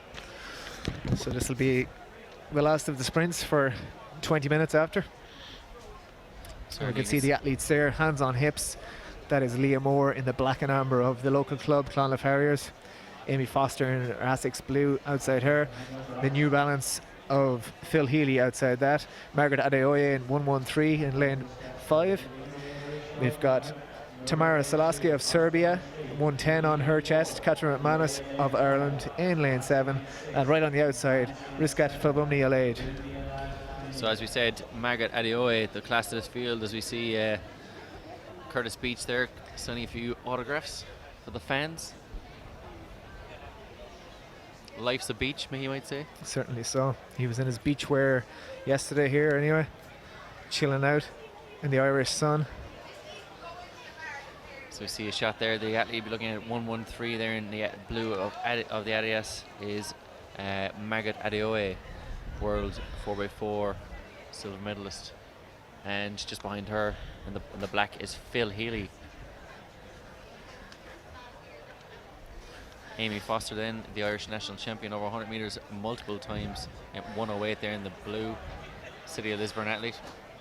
Indeed, yeah, she's always a good relay runner as well for the Irish team. And we've got Phil Healy there, as we've seen, has impressed over from 60 metres to 400 this year. And on the outside, Katrin McManus has done both. She's run PBs over 200, 400 and 100 metre hurdles already this year. So a lot of multi-talented athletes in here, including Margaret Adeoye, stepping down from her preferred and her more common 400 metre distance. Certainly the classiest athlete, but it'll be a real interesting battle there between Phil Healy and Amy Foster. Rivals over the years over 100 metres and 60 metres, and Amy Foster normally coming out on top, but as Phil Healy's star is on the rise, Amy Foster is trying to hold her off.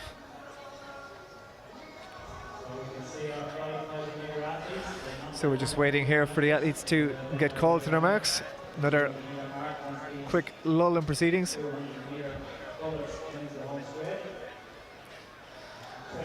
So the athletes just getting themselves ready here, staying warm, having a few technical issues.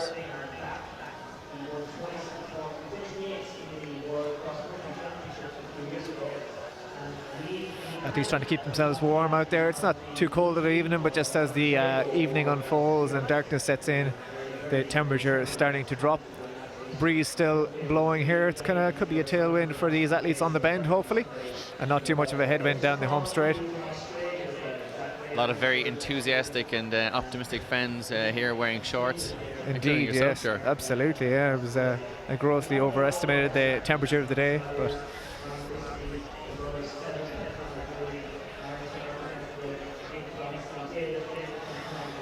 So the great thing about these athletics events is directly on your screen there is Brian Murphy, who's one of the athletes who actually ran in the event earlier on. So the athletes tend to mill around and they're easily accessible for all the fans of the sport. So really good event, and you can really get close to the action. The autograph and selfie hunters don't have too much hard work to do to get their trophies. Certainly not, and you'll see plenty of these athletes around here in the next few days as well. Training in the stadium before they head off onto their next race. So having an issue with our starting equipment here at the Morton Games, and hoping to get that rectified before we get going again.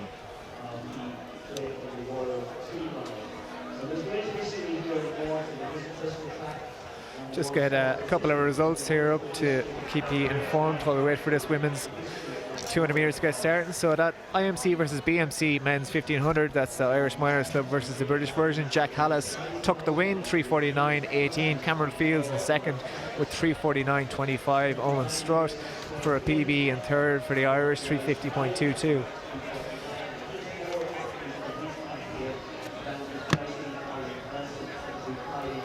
And that men's 400 metre hurdles that we just seen prior to this event, Alfredo Sepulveda of Chile, 49.98. Time was corrected by 100. Curtis Beach, 50.20 in second place. And Cameron French, 50.55, taking third. Paul Byrne, the best of the Irish, with 51.02.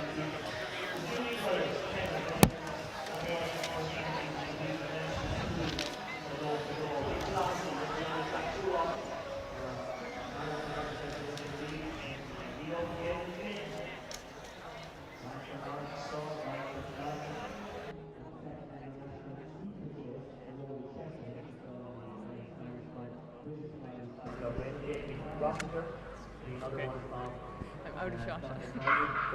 Sonia O'Sullivan, we're having one or two breaks on the track programme. You've graced this track.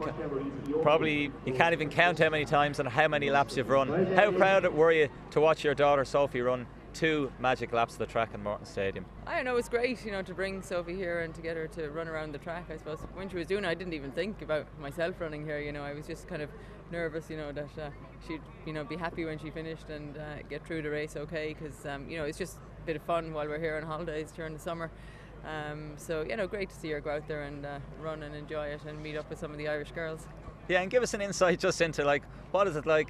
We know you were a great athlete, but more just as a nervous parent. What was it like being a nervous parent out there? So we see the 200 metre women are called to the marks. We've got Leah Moore, Amy Foster, Phil Healy, Margaret Adeoye, Tamara Salaski, Catherine McManus and Riskat Fagumni Alaid.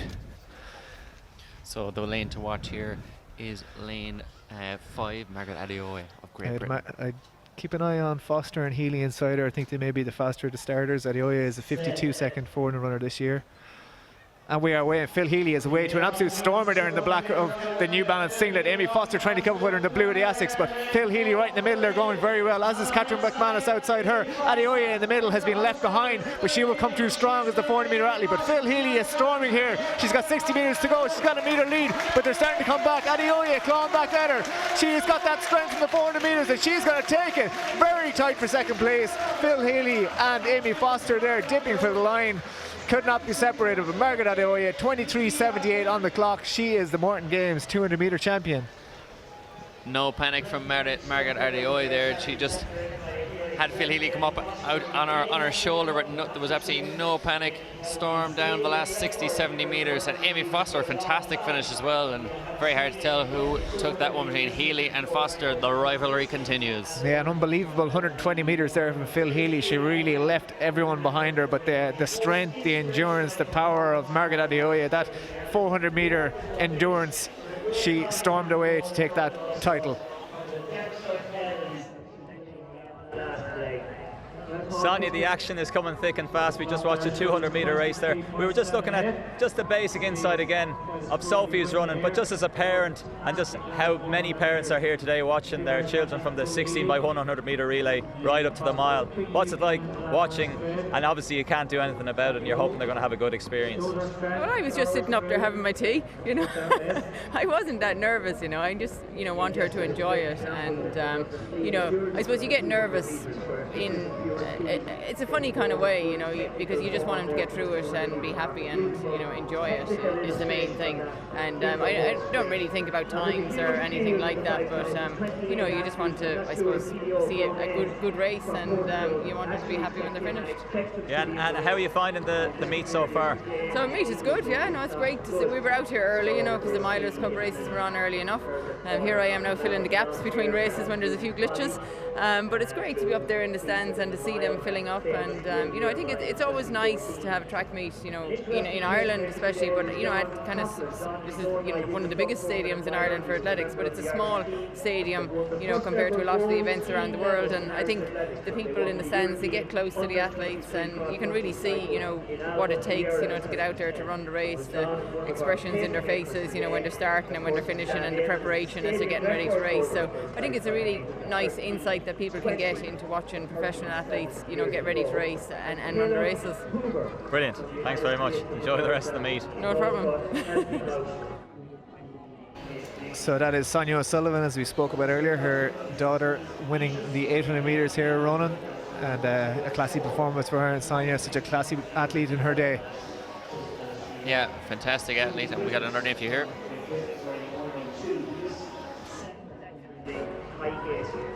Margaret, you came off the curve a little bit behind, but you came through nicely in the home straight.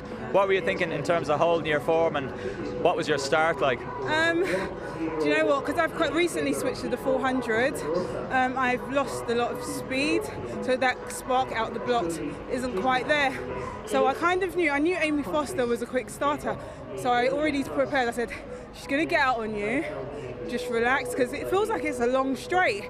So I thought to myself, it's perfect for me because it gives me enough time to catch anybody that's like in front of me. So when I came off the bend, I was like, yeah, I knew this was going to happen. Don't panic, just keep working. And I just kept working. I was like, I'm getting closer. Oh, keep working. So yeah. So the 400 metre strength work kind of paid off there. And how are you finding that transition? Hard. My body's finding it extremely hard at the minute. I've had a few Achilles issues. I think it's just the extra mileage that I'm doing now. But everything seems to be coming good now. So yeah, good, I'm enjoying it. And what's your aspirations for that one lap event? Firstly, to get through the training. First and foremost is to get through the training healthy. And then for me, I feel anything can happen once I'm fully fit and I can get through the whole year of doing the full training. I've run 52.4 off like 6 weeks training. So I'm looking forward to what the rest of the season holds, yeah. Well, we look forward to seeing that, and maybe 51 and maybe even a 50-second 400. I'll amen that. Thank you.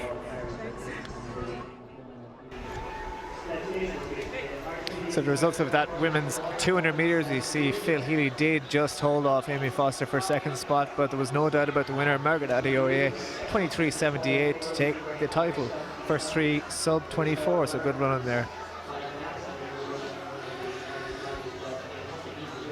And up next we're going to have the Albie Thomas men's 5,000 metres, sponsored by the Dublin Athletics Board. Ronan, should be a cracker. It should be, and it's great having chatted to Sonia Sullivan here, world champion 1995 in Gothenburg for 5,000 metres. And many of athletes here, she worked with like Collis Birmingham, first man on the list, is a Melbourne track club man who was actually coached by Sonia's husband, so it's all been kept in the family here this evening. Collis Birmingham, Jack Rayner, Stuart McSain, Luke Bruchett from Canada, Thais Nuis from Denmark, Pico Tonasa from Ethiopia, Ben Connor, Dewey Griffiths and Richard Weir, all from Great Britain. Connor Dooney from Ireland, one of two brothers in this race. Dara Birmingham, also of Raheny, 14.13, personal best. David Flynn of the host club, normally a steeplechaser, followed by another steeplechaser, Jamie Rossiter, also of Clonliffe Harriers. John Coughlin, who's pacing this evening, son of Eamon Coughlin, and he is pacing 4 laps here at 64 seconds. John Travers, sub 8 minutes for 3,000 metres, 13.52 for 5,000 metres, European finalist on many occasions. Kevin Dooney racing against his brother yet again, Mark Christie, 13.20 man. Mick Clossy, Rio Olympian, and Thomas Moran and Dimitri Kurchevich are rounding out this field. One more page to go. Helio Gomez, Aaron Nelson, Andrew Colley, Brandon Dowie, Brian Schrader, Caleb Hoover, the pacemaker, 8.05 he's looking for at 3,000 metre, Joe Stillen and Reid Buchanan.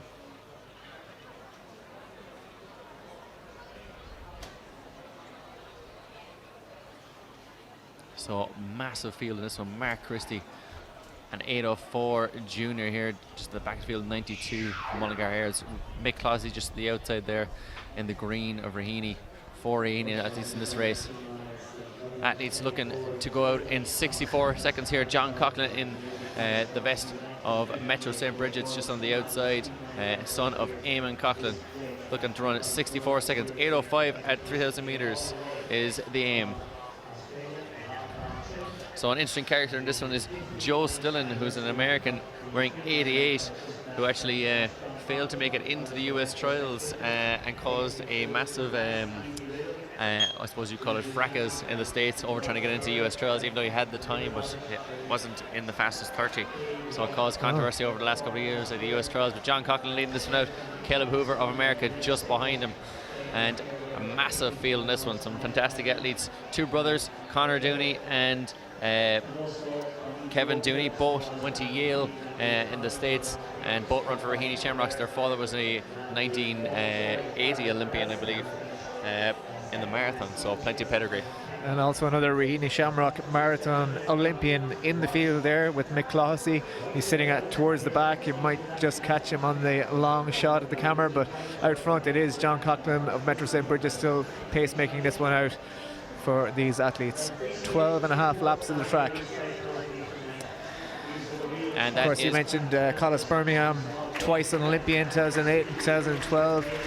You've got, he's there at number 80, the long, lean athlete. We're used to seeing him with longer hair than that, but in previous years he's tidied his act up a bit. He just crosses the line here now, makes a move up past Andrew Colley with the long hair and the luminous vest from the USA.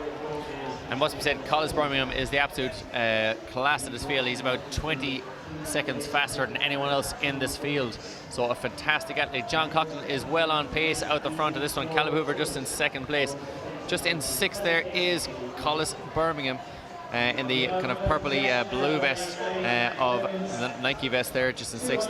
Real classy athlete, top 10 in the world cross country in the past, and as you said, twice an Olympian. 13:09 is his PR. So John Coughlin still leading this one out. He's only going to go to 4 laps, so well on pace. 4-minute pace, 1500, 8:05 at 3000 is the aim. As we see, a long train of athletes. Number 87 there is Andrew Colley of USA as well. So plenty of American athletes in this one for our viewers out on the flow track to correct us on when we get it wrong. Absolutely, you just seen the man changing the lap counter was putting it up the way. I'm sure the athletes weren't thanking him for that. It went up as far as 19 before he got it back down to 0. So just under 10 laps to go now for these athletes in the men's 5,000 metres.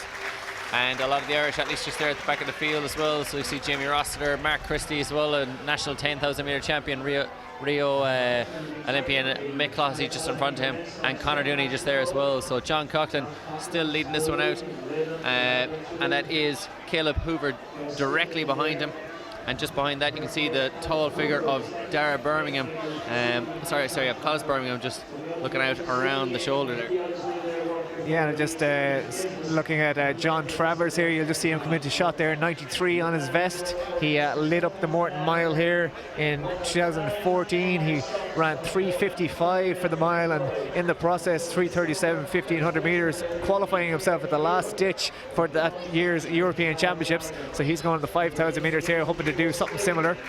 As we come up with 9 laps to go, John Coughlin still leading the way here. Certainly, that's Luc Bruchette there, just in 4th place as we see it now. John Coughlin's just slightly moving out, but in 4th place in the kind of yellowy blue vest there. That's Luc Bruchette. He's a Canadian Olympian. So he'll be looking to run really well in this one. He's run 13:24 in the past, so he's one of the fastest athletes in the field, just in 4th place at the moment. Caleb Hoover in 2nd place. John Coughlin starting to move up the outside. 101 is Hiko Tansa of Ethiopia, so he's looking to smash his personal best of 13:31 this evening. We could see a really, really fast time. We should see something at least in the 13:20s with these athletes.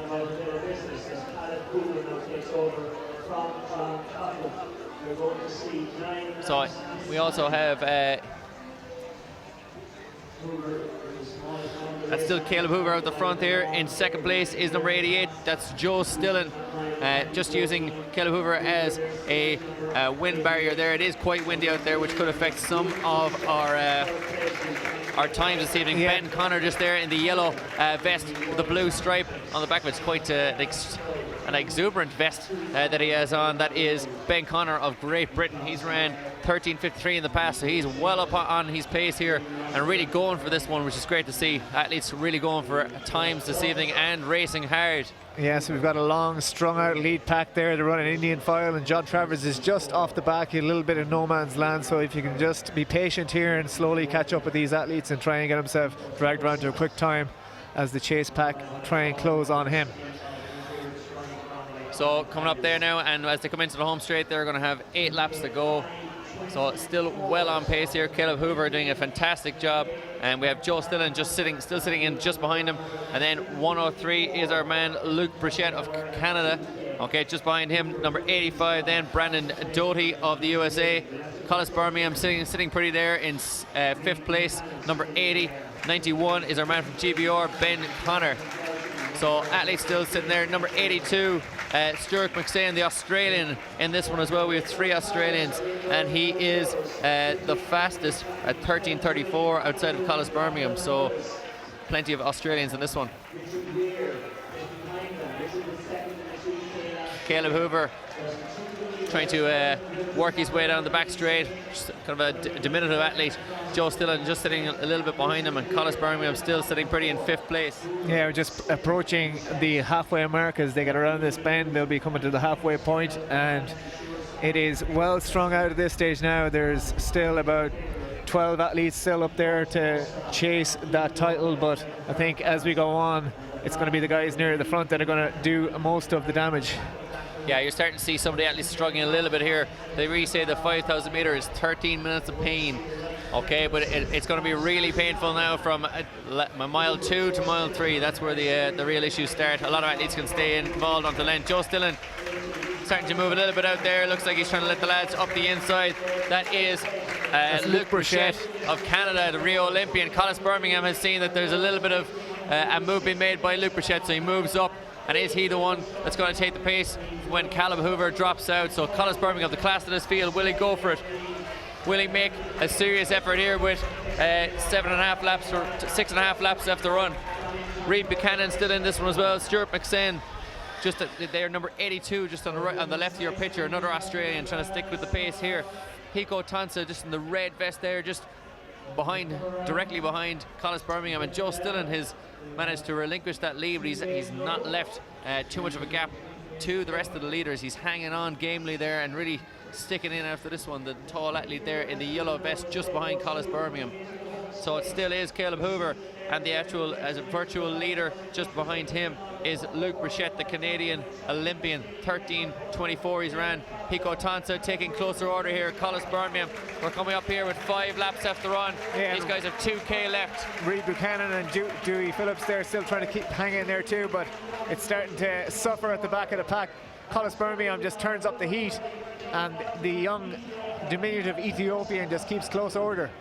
Certainly it looks like it's going to be a great battle here between the tall Collis Birmingham and Hiko Tansa just sitting in behind him. You can almost can't even see him, that's how close he is to him, and he's directly behind him there in the red vest. So the Ethiopian athlete and the Australian athlete battling it out here. Just a bit of another pack forming there. They've been split, and Dewey Griffiths just seen that. He was sitting at the back of the lead pack. You can see the 2 packs have formed. He's trying to catch up with that lead bunch, but Collis Birmingham still stringing out front from Tanosa of Ethiopia. Number 79 there with the long blonde hair and the yellow vest, the Hoka 1-1 vest, is Reid Buchanan. He's a Cork City Sports 3,000 metre champion, and he is not letting these boys go away from. Stuart McShane there, the Australian, taking close order, and these 4 guys are the medal men. Who is going to get 1, 2 and 3 in this one? We have 4 laps to go, we have a mile to go. Collis Birmingham has churned out many miles in his time. He has to churn out 1 more here to take down the Morton Games title over 5,000 metres. He's got Hiko Tansa to lose. He's got Reid Buchanan to drop, and Stuart McShane is hanging in there gamely as well. Collis Birmingham, the long striding Australian, goes up the back straight. Hiko Tansa working hard to stay with him. These 4 are away and clear. They've made about 15-20 metres in the rest of the field. The field is extremely strung out now. There's bodies everywhere. Buchanan and McSwain just overtake Tanosa there of Ethiopia. He's back into fourth. They're just trying to keep closer order with Birmingham as he tried to open that gap with 3.5 laps to go, but there's still 4 athletes in there, and the chasing pack aren't that far back either. They're going to be dragged here to a quick time if nothing else. Stuart McSwain, the Australian, 13:34 he's ran. He's up on his compatriot's shoulder here. Collis Birmingham, the older athlete, the more experienced athlete. Can he hold him off here with 3 laps to go as Noel Guyton collapsed him on the infield? Reid Buchanan is got up there into 3rd place. He's holding off Hiko Tonta, and there is a drive on from the chasing pack. Can Reid Buchanan get up to the Australians in 1st and 2nd? At the moment in time, it's Collis Birmingham still leading this one, and behind him Stuart McSwain. Yeah, Reid Buchanan just suffering a little bit here now, as is Tanosa of Ethiopia. They're going to be swallowed up by the chasers, but McSwain and Birmingham look effortless out front. They're cruising down the back straight in their Nike gear, and they are comfortable. That wind will be on their back just as they approach that 200-meter mark, and as they come into the home straight, they'll see the ticker change from 3 to 2, 800 meters, and what a glorious sight that will be for them. So it looks like we're looking at a time of in and around 13:40 if these boys stay on the pace that they're going at, 13:30, 13:40, which would be in and around Stuart McSwain's personal best. So Collis Birmingham should have this well within his wheelhouse, but he doesn't look as comfortable as he should at this pace with that kind of personal best. So Collis Birmingham, Stuart McSwain, 2 laps to go, 2 laps to tango. These guys are working hard. 11:80 and the clock is to go by. Reid Buchanan in 3rd, and 91 is Ben Connor of Great Britain. He's managed to make his way up to that group as well, and yeah, we hope to Dewey get on the Griffith's podium. there in the purple and the Puma. He's keeping close orders there too, but out front it's still Birmingham and McSwain. Birmingham in the lead, coming up now with 600 meters left to run. A minute and a half of pain, of misery for Birmingham to try and throw at McSwain, to try and lose him here over this last 600 meters. They come up to 600 meters now. McSwain and Birmingham, 2 Australians, working hard here at the front of the field. Who's going to bring all the plaudits back to Australia? These boys are working extremely hard here with 500 meters to run. McSwain has been sitting on Birmingham for lap upon lap. Birmingham's been churning it out. 80 and 82. Birmingham at the front. McSwain in 2nd place. Can Birmingham lose him over this last lap? McSwain is struggling. You can see the pain on his face. Birmingham still looks stoic. With 400 meters left to run, they hear the bell. Here goes Birmingham. It's going to try and lose the younger athlete. McSwain is going by. Can he beat his compatriot, Collis Birmingham? The great Collis Birmingham looks like he's going to be a little bit bankrupt in this one. McSwain is gone. He's making a meter. He's making 2 meters. He's away here at the back of the field. 300 meters at the run, and McSwain has absolutely thrown it down. Collis Birmingham is gone. McSwain is definitely going to win this one. McSwain striding out the young athlete, the young Australian athlete. 13:34 is his personal best, and he is not going to be too far off that one at all. Collis Birmingham is bankrupt in 2nd place, and in 3rd place is our man from Great Britain, and that is Ben Connor. It's going to be a personal best here for McSwain here, Ronan. He is looking comfortable and effortless down his home straight. 100 meters to go, 13:06 on the clock. How fast can he go? He is opening up the legs. He is storming it. Those aluminum spikes are burning and setting the track on fire.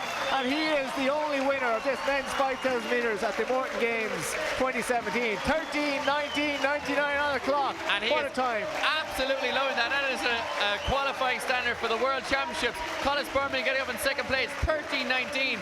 Absolutely smashes his personal best. Collis Birmingham coming in 2nd place, and Ben Connor getting up for 3rd, and athletes being carried over the line at this stage. It's an outstanding time, one of the fastest times we've ever seen in Ireland. Collis Birmingham just embraces his countryman there to celebrate that fantastic run. Birmingham just kept jogging as he crossed the line to make sure he got to his countryman on time, to shake his hand and say, well done, young man, you are the future. Certainly, and it would not surprise me in the least to see that these guys are training partners as well. And Collis Birmingham has been around the block. Noel Guyton coming over to congratulate Stuart McSwain on a fantastic performance and on a windy night here in Morton Stadium. It is a cool night, but it is. It's cool and 5,000 breezy. meters in that wind, it's a long way, but fantastic run for Stuart McSwain, and great to see those times being run here at the Morton Games. Absolutely, he got nicely pacemaked by Collis Birmingham there around for a lot of it. John Coughlin did a great job on the early laps too, and McSwain just sat in, bided his time, and did the business. Yeah, and a really impressive kick there with 300 meters to run, particularly at that pace. Shows that on a maybe a night that with less wind, maybe over in Belgium in the next couple of weeks, we could see him run a pretty fine time.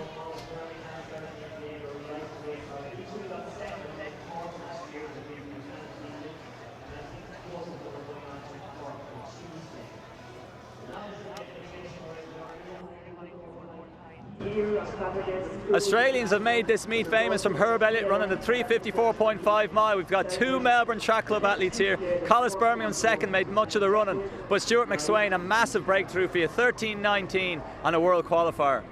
Yeah, I think it's a 15-second PB, so really happy with that. I owe a lot to Collis. He did a lot of the hard work and gave me a good chance to run fast, so really happy I delivered. Collis, you're the elder statesman in the Melbourne Track Club, and you had the young buck sitting on you. What was that like, or was that part of the plan to help him, or were you just going for the win? Well, I look pretty young still, so that's a good thing. No, look, we wanted to get the time, both of us, but at least we come away with one of us getting it. And to be honest, it'd probably be a little unfair if I got it and he didn't. So this worked out the way that it should. A new guy, hopefully representing Australia for his first World Championships, and that's what we want to see. That's what I want to see. So really happy. Yeah, so you're passing on the mantle. You've got times from 3:35 right up to 27:29 for the 10,000, 8th in the world cross country, and you're passing the mantle to the likes of Stuart McSwain. So you took the pace, and what do you think this means to him now, getting a big breakthrough here tonight? Well, look, I mean, the thing is, you got to get the time. Stuart did the exact thing. He got the time, so it was a success. Yeah, I'm just happy that we've got a really good group of guys. They're actually good guys and good runners. So it doesn't bother me in the slightest that I missed out and Stuart got it. I'm really happy for him. Great role model in Collis, Stuart. You were doing the steeplechase well, 8:34, and maybe that steeplechase strength has now transferred. You must have run a serious last 200, because even you were tapping the heels with 2 laps to go. Were you just biding your time? Yeah, I was he definitely made it hard those last third and second last lap. So I was just hang on. And then when you hear the bell, you never know, you might start feeling good. And I looked at the clock, it was 21, so I was like, as long as I break 60, I should run that qualifier. So I just made sure I went hard up the back straight, and then I knew it was going to be windy up the home, so the crowd got me home. I just battled. Yeah, that last 120 metres, you really even seemed to up the pace even more. Was the energy of the crowd at the Morton Games? Yeah, so really I came around the bend, and it just, the crowd went wild, like round here, and I was like, I can't miss the time now. The crowd's gone too good, so had to close well. Big record as well. It's about time an Aussie had that record. The Australian takeover here. Just again, great celebration though. What was that feeling? Just a fist pump and then just to G the crowd up? It was just really say thank you for how good the support was that last lap. They got me home, so how fast I ran is a credit to the crowd. So great to see you guys out there. Great running. Thanks, man. Thank you.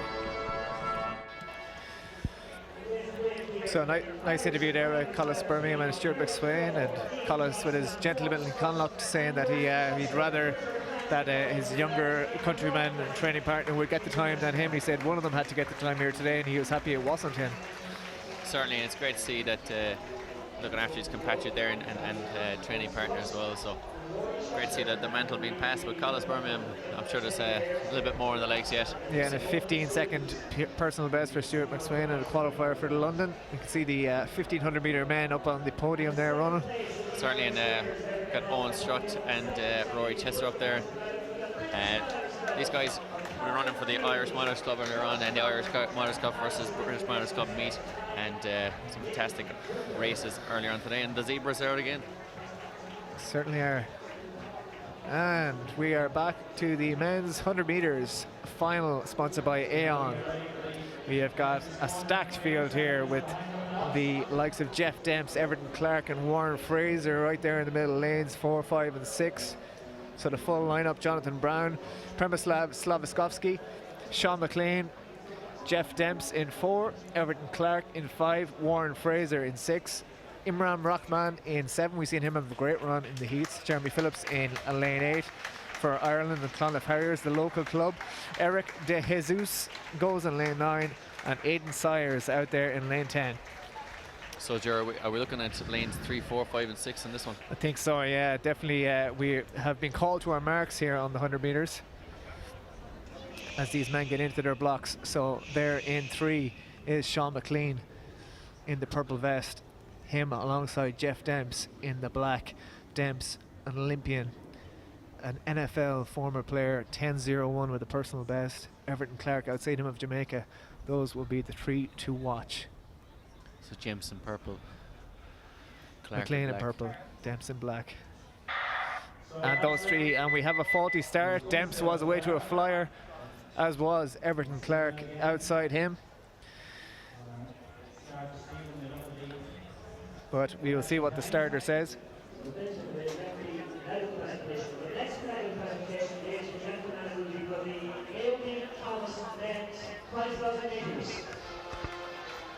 So we'll find out whether we've had a faulty start or not. And these boys get back. So I do see the green card being brandished by the official as he walks onto the track. So he is holding the green card there. We'll just see who he brandishes it in front of.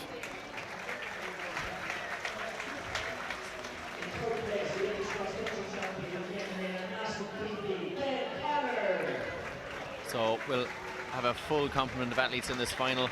Everyone has been issued their green card, their visa to participate. Absolutely, we have our 10-lane home straight here. So we have Jonathan Brown from GB, Przemysław Sławkowski of Poland in 2, European semi-finalist last year, Sean McLean in 3, former Pan Am junior champion Jeff Demps in 4, Olympian in 2012, 5-time NCAA champion Everton Clark in 5 from Jamaica, Warren Fraser from 6 of the Bahamas, an Olympian 2 in his own right, Imran Rahman of GB in 7, Jeremy Phillips goes in lane 8 for Ireland and Clonmel Farriers, Eric De Jesus of Brazil in 9, and Aidan Sayers right on the outside in lane 10 for GB. As we see our 5,000 metre champion, McSwain getting up and getting his large cup there. Hollis Birmingham in 2nd, and that was Dempsey in 3rd. So we get hush around the stadium once again. The sprinters are in their blocks, the fast men, the beasts. Brown, Sławkowski, McLean, Demps, Clark, Fraser, Rockman, Phillips, De Jesus and Sayers. Watch out for Demps in the black. Just settling into his blocks there. Everton Clark outside him in the white. And inside those two, Sean McLean in the purple. Those will be 3 guys to watch.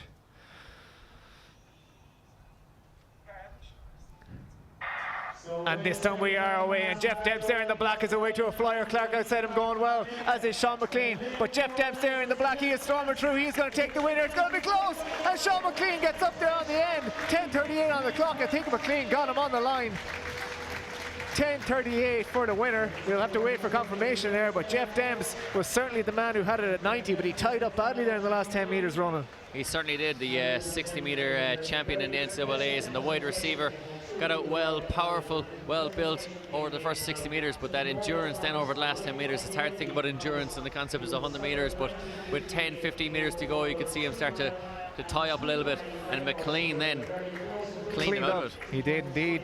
He's the taller individual of the two, and he certainly didn't get away as well, but once he got up into his running, the former Pan Am junior champion stormed through, and we just have to await confirmation.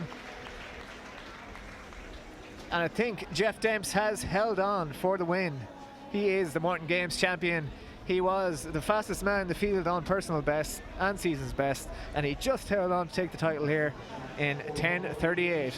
And it looked to be Warren Fraser of the Bahamas there getting up for 3rd place as well, just on the right of your screen for a moment. So really exciting race there in that men's 100 metres here at the 2017 Morton Games. Jeff Demps, the man from the USA, the star athlete, the star footballer. He was the class of the field, and he just held on to take the title. Certainly, and just by a nose. Not really an evening for running sub 10 seconds, I suspect. No, not quite. It's quite cool here, and the wind is blowing a gale in not necessarily the right direction. So we feel that it is Jeff Demps that is the winner. We've thrown our hat into the ring on that one. Yeah, he's been given the same time as Sean McLean, but Jeff Demps is the number 1. He's the main man. He's got that number 1 beside him. and Sean McLean, his countryman, in second with the same time, 10:38, and Warren Fraser of the Bahamas got up there for the bronze, 10:54. Same time for first and second, but they have been separated by thousands, and Jeff Demps is the champ. Certainly, and Warren Fraser was getting up there for third, Everton Clark in fourth, and Jeremy Phillips, first of the Irish, getting up for fifth place, 10:64. So, real close battle there for fourth, fifth, and sixth, and seventh for Imran Raham, who had a great result earlier on.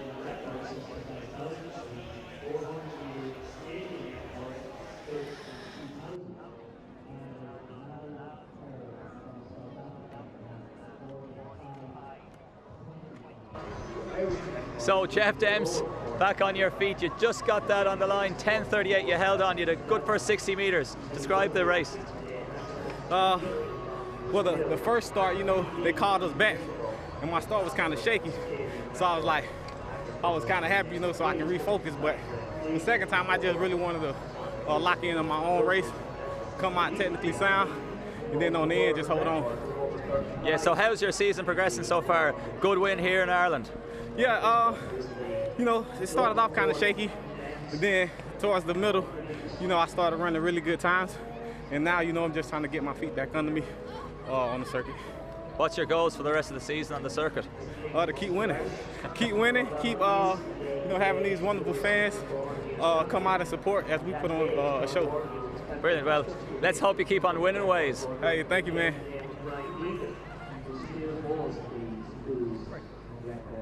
5,000. Yeah, so that was Jeff Demps of the USA. He made the semi-finals at the US trials. He ran 10:01 and 10:03 there, I believe. Didn't quite make the final though, and that is the standard of the competition, but he is the Morton Games champion. Up next, we're going to have the men's 400 meters, and for me, it's going to be one of the highlights of the evening. We've got a local fan favorite here who will be the favorite for this race, and he is there in lane 4, Brian Gregan, with a PB a couple weeks ago of 45:48, back into the shape of his life. But he'll be up against it. He's got the likes of Conrad Williams in there against him, who is a serious performer.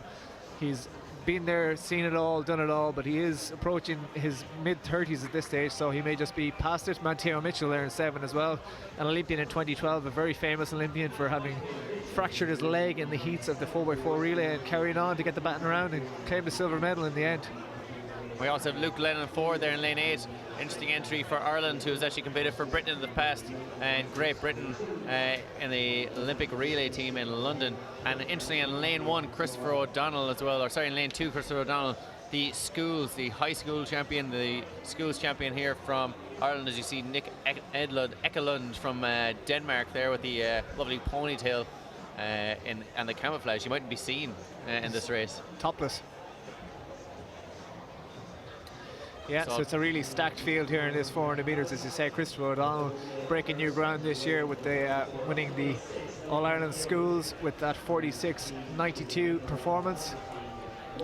There is Matteo Mitchell, 44:96 personal best, season's best in the 46s. Olympic silver medalist in that 4x4. That is the Brazilian. Anderson Henriquez, 44 performer at his best as well, just in the 45s this season so far. He will go in lane 3. He'll be chasing down Brian Gregan, the fan favourite, who will go in lane 4 for the Clonliffe Harriers vest. So, Ger, what's the likelihood of Brian Gregan getting up for the win in this one? Conor Williams, as you said, mightn't be in his heyday, but plenty of other fantastic athletes there. Matteo Mitchell and Anderson Henriquez also as fast as him. There's OJ Ferguson, we can see on the screen there. He was a member of the Bahamas. He'll be a member of the Bahamas 4x4 team for this coming World Championships. So he's certainly in good form. It's not an easy team to make. They were the Olympic champions in 2012. And there is the rear end of Brian Gregan, the tall Dubliner with the sunglasses on. He's won here before. He's done it before. He's back to his best. He's run a personal best this year in the silver top of Adidas, and he is the home favourite. He's the fastest man on season's best this year, and we're hoping for a home win. Question is, can he do it? He's got plenty of fantastic athletes in this field against him. Conrad Williams, can he turn back time and come out and run one of his a fast race? As we see, the athletes getting themselves ready here for the 400 meters.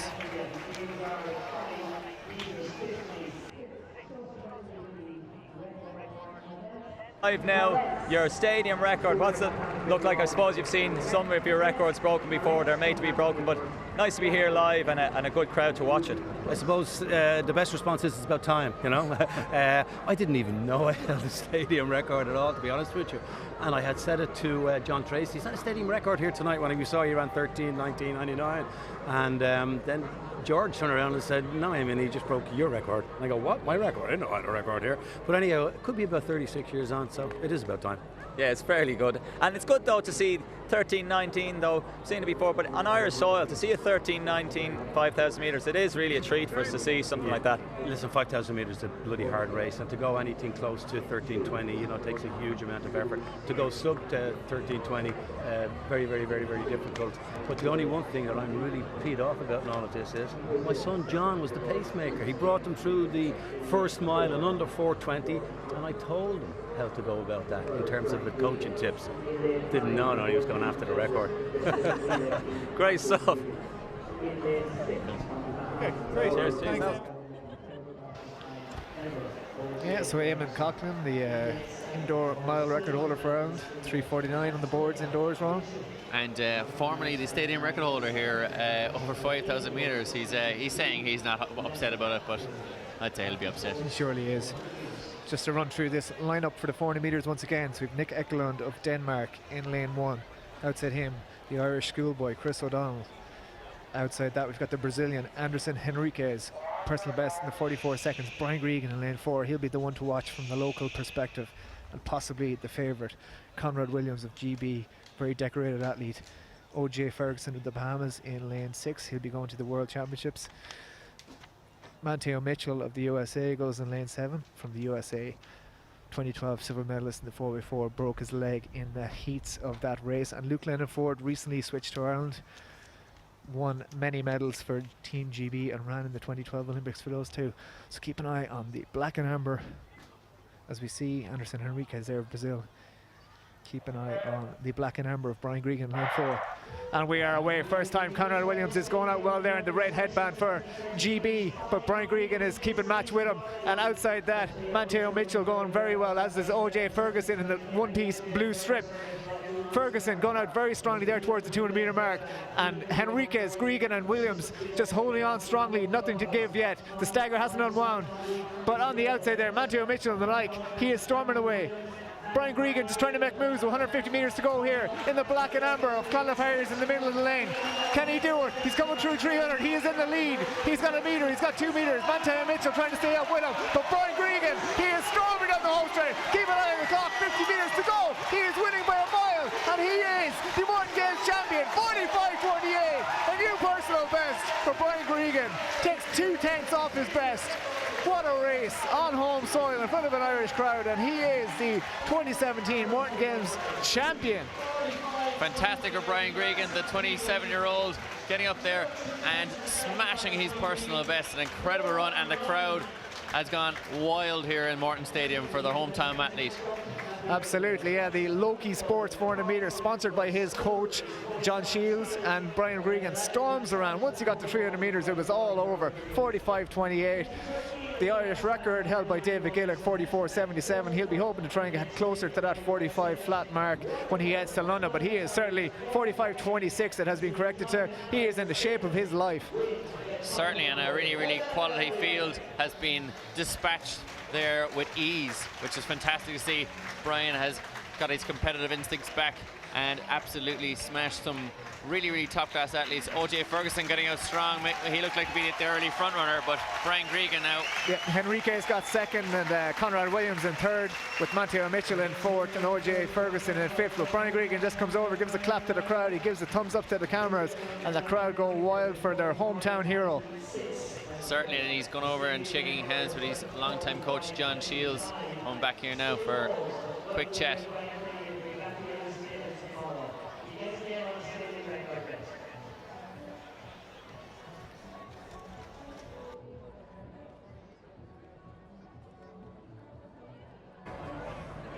Brian Gregan, you've lit this meet alight, 45.28. What a run and what a roar from yourself. Yeah, absolutely delighted. Like, I felt, to be honest, I never feel good when I'm running fast, but the crowd, the last 100 metres, just the crowd lifted me. I got to sit in another gear. I've been in the shape of my life. You know, I owe John Shields a lot for sticking with me and get me back into shape. It's been a long time coming, but starting to show how good I am. Yeah, you had a few fallow years, but 45.28 on a night like tonight shows the dream of sub 45 is still alive.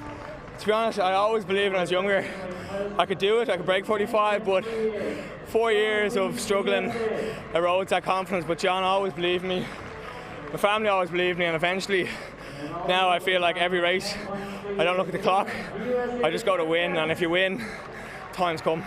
Yeah, so you're running nearly, I suppose, like a schoolboy again, where you were powering around the track, winning races. And what does it feel like? You must have thought at various points you're on a tough road, but you've really bounced back now. Yeah, I think in defeat you learn a lot about yourself. Last year, I really struggled. I ran a full second faster than I ran nationals last year. And I struggled, but to come back now and to run 45.2, and I say to anyone out there that's struggling with injury or whatever it is, keep going, because for every bad day in athletics, one good day is worth 1,000 bad days. Brilliant. Well done. Cheers.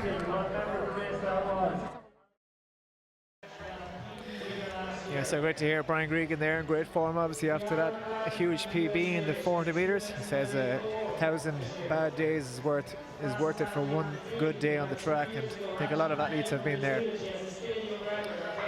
So a couple of years of adversity, and he comes back with a 45.26 for Brian Gregan to take that title. Anderson Henriquez 46.51 from Brazil, and Conrad Williams 46.78 for GB. And up next, they're coming thick and fast now, the women's 800 metres, sponsored by Marathon Mission. Certainly, and Angie Petty is in this one. She won this 2 years ago in a sub-2 performance. She's just she'll be in the centre of your screen in a moment. But we've Annie LeBanc, Helen Crofts, Lindsay Butterworth, all from Canada, Adele Tracy, Alex Bell, and Emily Dungeon, all from Great Britain, Ciarán McGeehan and Claire Mooney, the Irish, Angie Petty, the New Zealander, and Paulina Milowicz from Poland, wearing 126. And she's the pacemaker. We also have Sierra Brown and Cecilia Barowski.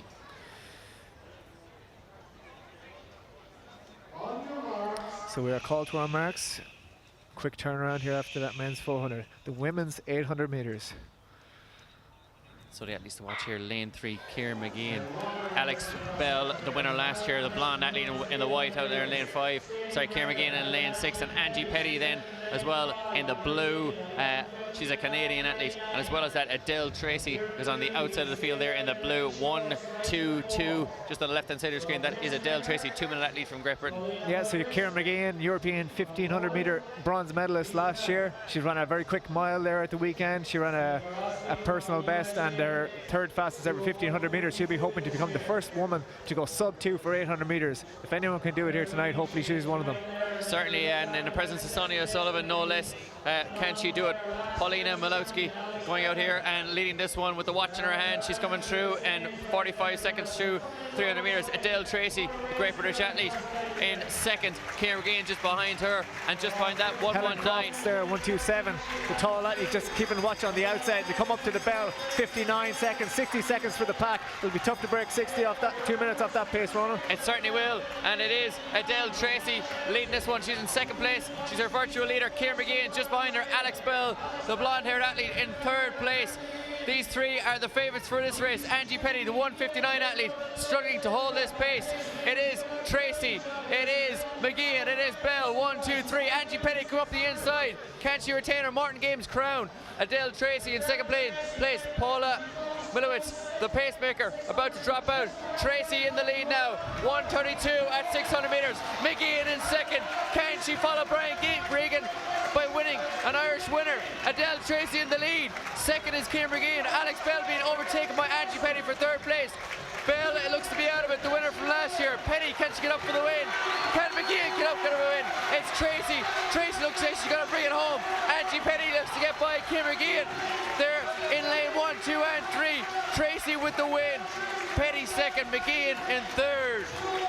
And last year's champion, Alex Bell, ends up 5th.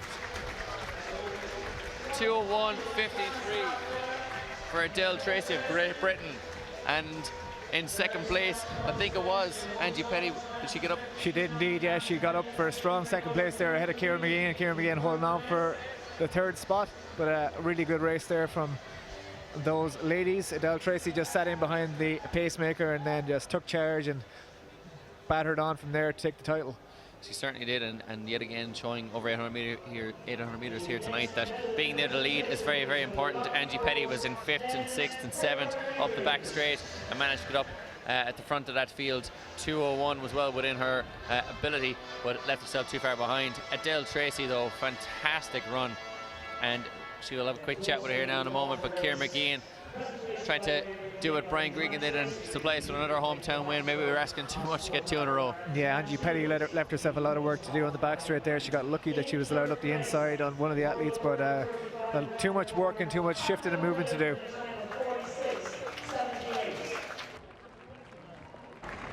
Adele Tracy, you ran a great last 300 metres. You've been in good form now the last couple of weeks. What was it like, that last 300 and going in with another victory under your belt? Yeah, I'm really pleased with that. It's nice to get a good race leading into the World Championships. That'll be my next one, so it was really good there. I felt like I raced the way I wanted to, just kind of pushed it on. The 3rd 200, I really wanted to pick that up, so yeah, happy. Yeah, you ran well at the British Trials, and here you've come away with a win and going through in around 90 seconds, 1 minute and 30 through 600. Were you thinking you could get under that too? Yeah, I mean, I think it'll come. I think it's there. So it's just a case of like getting the right race, and yeah, I mean, today I really enjoyed it out there, and I got another race under my belt, and a win's a win, so I'm happy with that. Great to see the win, and I'm sure that sub 2 will come. Yeah, thank you. Okay. So we just see the autographs being signed there. There's Mateo Mitchell in the blue t-shirt, and we're getting some autographs from the kids here as well. Athletes taking their own back. Oh, she signed her vest. That's she did indeed, absolutely superb. It is indeed.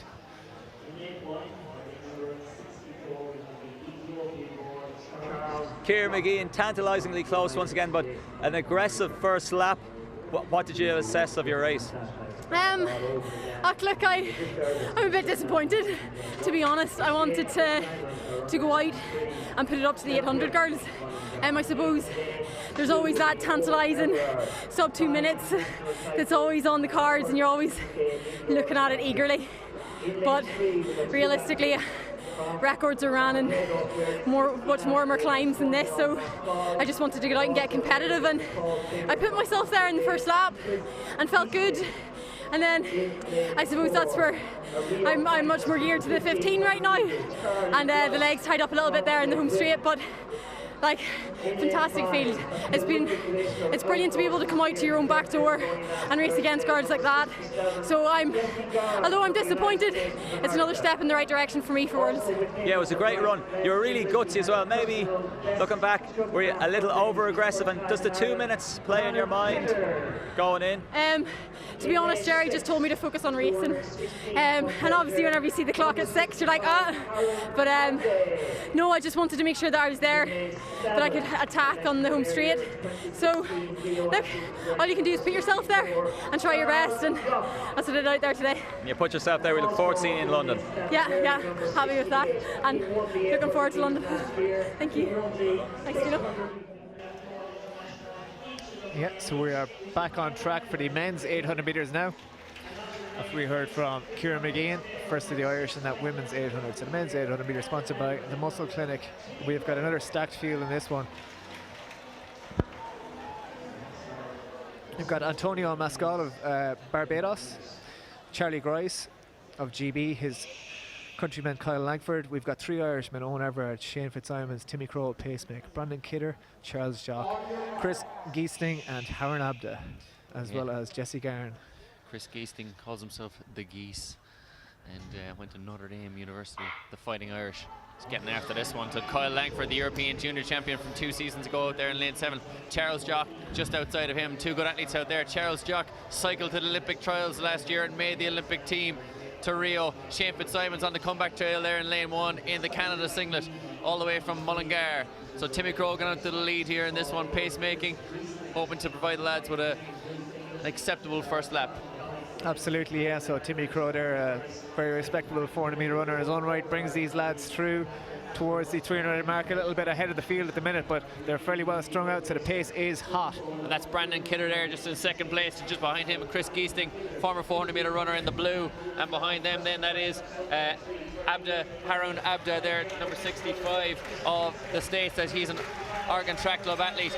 Kyle Langford, the European Junior Champion, great kick, he's come through there in about 54 seconds mid-pack, so it's going to end up being a tactical race. It still is out the front. Brandon Kidder, closely followed by Chris Geesting, closely followed by Harun Abda and Kyle Langford, and Charles Jock doesn't look like he's going to get involved in this one.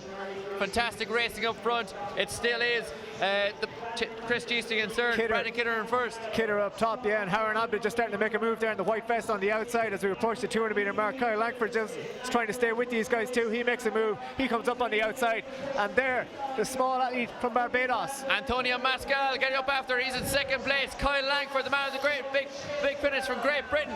It still is Brandon Kidder leading into the home straight. Will they go in? Mascal, Langford goes into the lane of high hopes, and he has high hopes. He's going to get up for the win in this one. Mascal in second place. Jesse Garn coming up there on the outside in the blue. He's going to get up there for the second, but Kyle Langford is going to take the win. 1:46.98 on the clock, and Jesse Garn with a stormer from back to front on the home straight gets up there for second. Certainly, and what a second lap from Kyle Langford. Captain going through there, through the lap in 54 seconds. Comes back in a 52 to run 1:46.98. Great preparation for the World Championships later on this season.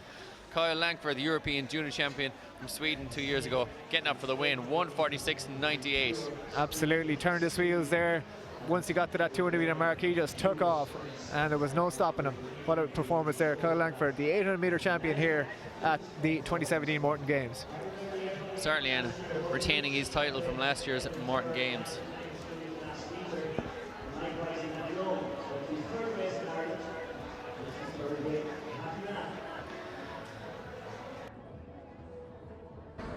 Kyle Langford, another win on Irish soil. You won the 800 here last year, you won again.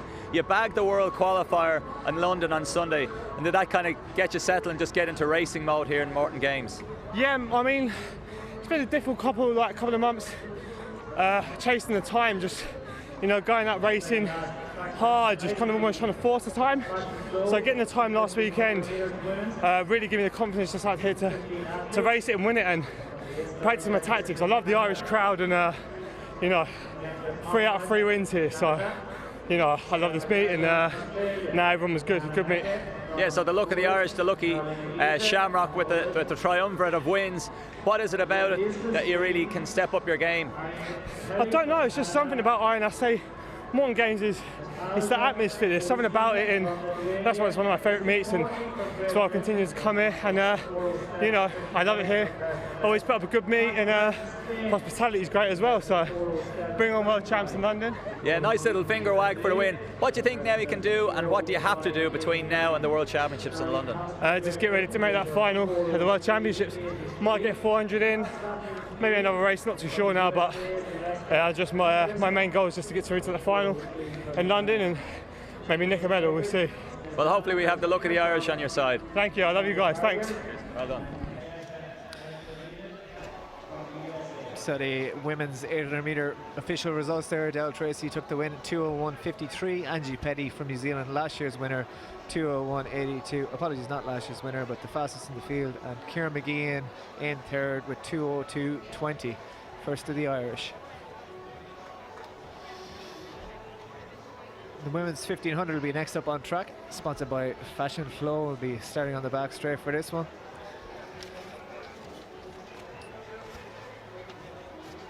And the full lineup will be Jessica Smith from Canada, Kendra Promford of Canada, Mariah Kelly, also of Canada, Marta Perez of Spain, Charlene Thomas and Melissa Courtney of GB.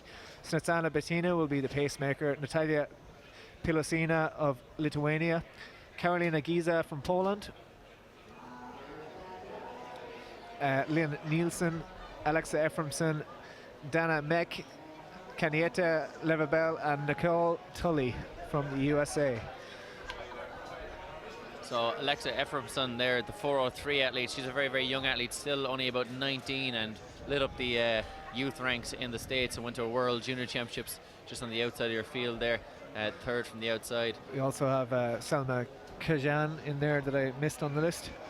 So a really high quality field here once again. Yeah, some really good athletes to watch out for here. Marta Perez, the Spaniard, is around 407, and Nicole Tully, multiple American finalist in the US trials. They're just getting a few warm-up strides in here before the race and keeping themselves warm, making sure for all of those out there that are think that they're running randomly around the track.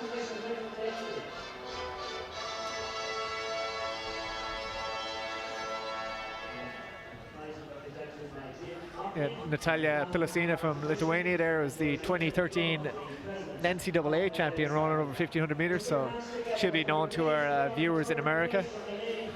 It's Carolina Giza, the Polish athlete, just on screen there. 140 is Lynn Nielsen, the Swede, as you see a presentation here. Kieran McGee third in that women's 800 meters. Angie Petty just catching her on the line. The winner here in 2015, running 159, and it is Adele Tracy getting up for the win over 800 meters here. So high quality field in the women's 800 meters, not sub 2, but still Adele Tracy very happy with the win in that one. Kim McGee, the Irish, in third.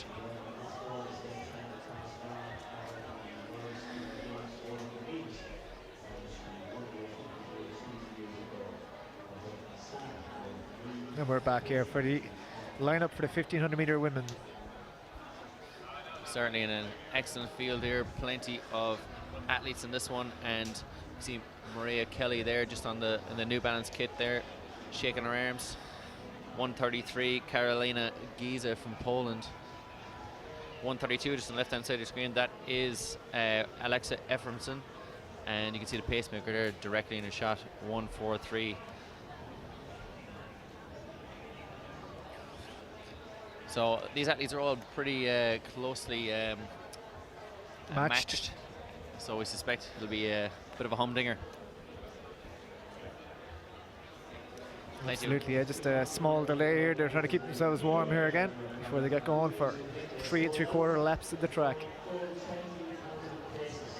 See 134 there is Jessica Smith of Canada, hoping to go one better than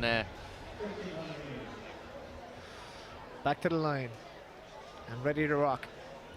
Jessica Smith, Kendra Pomfret, Selma Kayan, Dana Heck, Carolina Giza, Lena Nielsen, Mariah Kelly, Natalia Pilosina, Melissa Courtney, Marta Perez, Nicole Tully, Charlene Thomas, Alexa Ephraimson, Susanna Bettina, and Kenyatta Leverell. Charlene Thomas, the British Olympian there, just on the left-hand side of the screen, 141. She has ran one of the fastest times in this field, 4:03, and she's gone directly with the pacemaker. As they come around here, she's gone to the front of our chasing group there. 144 is Kenyatta Leverell. She is right up there behind Susanna Bettina, the pacemaker, so hopefully they are on pace. But there is a large group bunched in behind them waiting to pounce, waiting to see how this one plays out. Certainly, and they haven't really gone with the pacemaker at this moment in time. 137 just behind, that's Marta Perez, the 407 athlete from Spain. Charlene Thomas just directly behind her. 49 seconds through 300 meters, and the pacemakers need to get a little bit of a move on here to make sure that they go through in 64 seconds, which will be close to the required pace. Athletes all bunching up now in the middle of this field. Marta Perez still in there. Charlene Thomas taking closer order. She's in 4th place, just there on the inside of your screen in the light blue top. Yeah, around 67 seconds through 400 meters there running, so a little bit slower than required, but the athletes are bunched up behind the pacemaker here, so hopefully they'll get some use out of her. Kendra Pomfret, this there in the middle of your shot there in the all black kit with the blonde hair. She is a 4:14 athlete, but she's been running very well lately over 800 meters. So 137, Marta Perez, the 407 athlete from Spain, still in 3rd place. 144, Kenyatta Leverell. And we just had almost a bit of a faller there across the pacemaker, Leverell, as Snitsana Bettina got out of the way, but she's still on her feet and she's leading this one out, so she becomes the de facto pacemaker, but she still has a couple of meters on the field with 2 laps to go. And Alexa Ephraimson, the young athlete from America, the tall, long stride athlete in third place there, just behind Marta Perez, and just in front of Charlene Thomas, the British Olympian. Ephraimson trying to get back to her younger days, her high school days, when she lit up the American scene, running 4:03 as a schoolgirl. Can she get back and run very well over here, 1,500 meters here, the 3 3/4 laps? She has to get it around Kenyatta Levabel and Marta Perez. Charlene Thomas starting to struggle a little bit. And that's 1:36, which is Melissa Courtney, who's taking closer order, the great British athlete. Yeah, Nicole Tully from the USA just moving up there to take closer order in 5th place too. So there's still a lot of athletes in this. There's moving and shaking going on there as we approach the 500 meter mark. The athletes back in 7th, 8th, 9th are all starting to make their moves, get themselves in better positions to strike and pounce. Facebecker's gone again. Marta Perez leading this one out. Coming up now with a lap to go. It's Perez, Ephraimson, and it is Melissa Courtney, the British athlete, who's taking much closer order at the moment. It's still Perez in the lead. Ephraimson, but has a fantastic finish. Can she put it to good use? Melissa Courtney looks like she's going to give it a go. Marta Perez, the Spaniard, 300 meters to run. How many Spaniards have we seen kick for home with 300 meters to run? Ephraimson, Perez, Courtney, 1, 2, and 3. Under 140 is Lena Nielsen there, 140 in the New Balance. She's just taking closer order too. She's right up behind this lead pack now. Melissa Courtney's gone to the lead, 200 meters to run. She's storming away. Ephraimson trying to get closer order. Perez looks like she's gone. Nielsen, the Swede, trying to get up for 3rd place. Ephraimson and Courtney. Ephraimson and Courtney coming to the home straight. It looks like Ephraimson has more in the legs. She's out on the outside of lane 1. They're battling together. Ephraimson, the young American, storming up the home straight, staying on the outside of lane 1, making it harder for Courtney. Courtney coming back at her. Can Courtney get there? It looks like Ephraimson's going to come home and win this one. Ephraimson with the win. Courtney in 2nd. Nielsen 3rd. And Perez, the Spaniard, in 4th. Charlene Thomas in 5th. 4:06.74 on the clock for Alexa Ephraimson. A great run there from the young American, getting back towards her best. Certainly really close to one of her best times. Ephraimson there, the young American, will be delighted with that. He's come through some injury problems as well. And Marta Perez, a long-time leader, the Spaniard, run out of it there. Nielsen, the Swede, coming up from the back of the field. So some really fantastic, some really intricate racing there. Ephraimson, particularly up the home straight, holding on the outside of lane 1, holding her lane.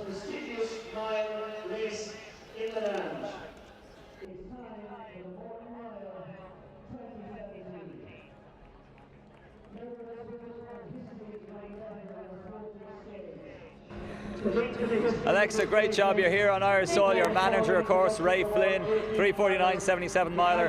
What's it like being in Dublin and then getting a big win?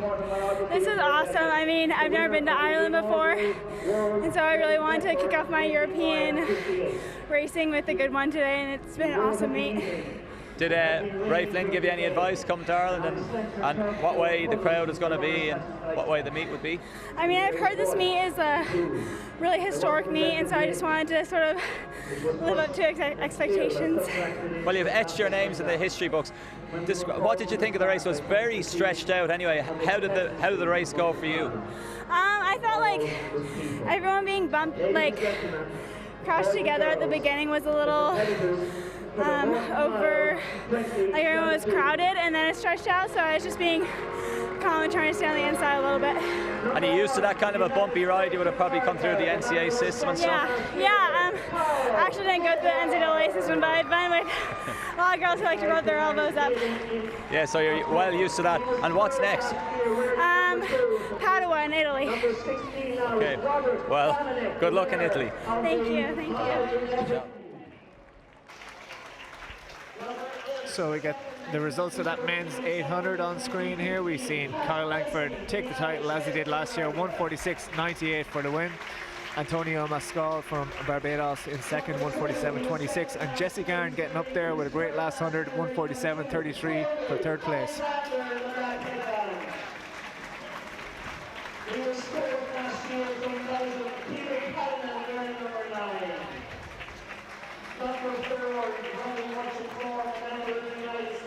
So we're building up to the final event, Ronan, the Morton Mile, what we've all come here for. Apart from all this great great track we've seen so far and field events, this is the one that everybody pays the big money to come for. Exactly, they left it last for a reason. It's a fantastic event, and we have plenty of classy athletes in this one, ranging from Pat Casey, who's ran 350. Sorry, we'll go through the list. Morgan McDonald, he is coached by Mick Byrne out in Wisconsin.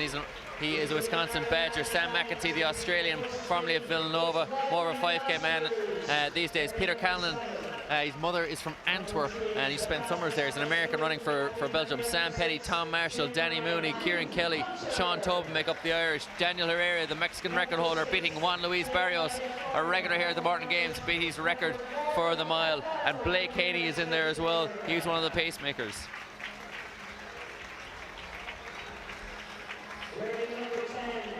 Colby Alexander in there as well. He's agent is Brad Ewer, who flow track viewers might remember from the Flow Track 800, where he ran about 2:25 and embarrassed himself thoroughly. He's a former Oregon Duck, and he enjoys ice cream thoroughly. We also have Drew Hunter in there, who's the indoor record holder for the high school mile. He's one of the fastest high schoolers of all time, and his parents actually coached the current American record holder, who's also one of the fastest high school milers of all time, when he was in first year of school, which is quite a turnaround. Indeed. We also have Sam Prakel in there, who was second in the Letterkenny mile last year. He's down at the bottom of the page. Robert Dominic, the fastest man in the field. Riley Masters, who opened up at a 3:37 a couple of weeks back over 1500. Pat Casey, who set his PB here at 3:52, who's had a couple of surgeries this year. Kyle Merber, hashtag the real Merb, and he is currently getting married to a girl from Tipperary, Patricia Barry. Waterford. No, she ran for Ferrybank, but she's from Tipperary. Mistaken. And he is one of the fastest in the field as well. Kyle Merber, he is a world record holder. Yeah, so we had some great introductions there. They called each athlete out one by one, and they stormed up the home straight and did a nice stride around the bend to the applause of the crowd. So you can see this great crowd here building on the hill, getting ready for this, the magic of the Morton Mile. We've seen so many magical moments here before. Ronan, what was one of your highlights?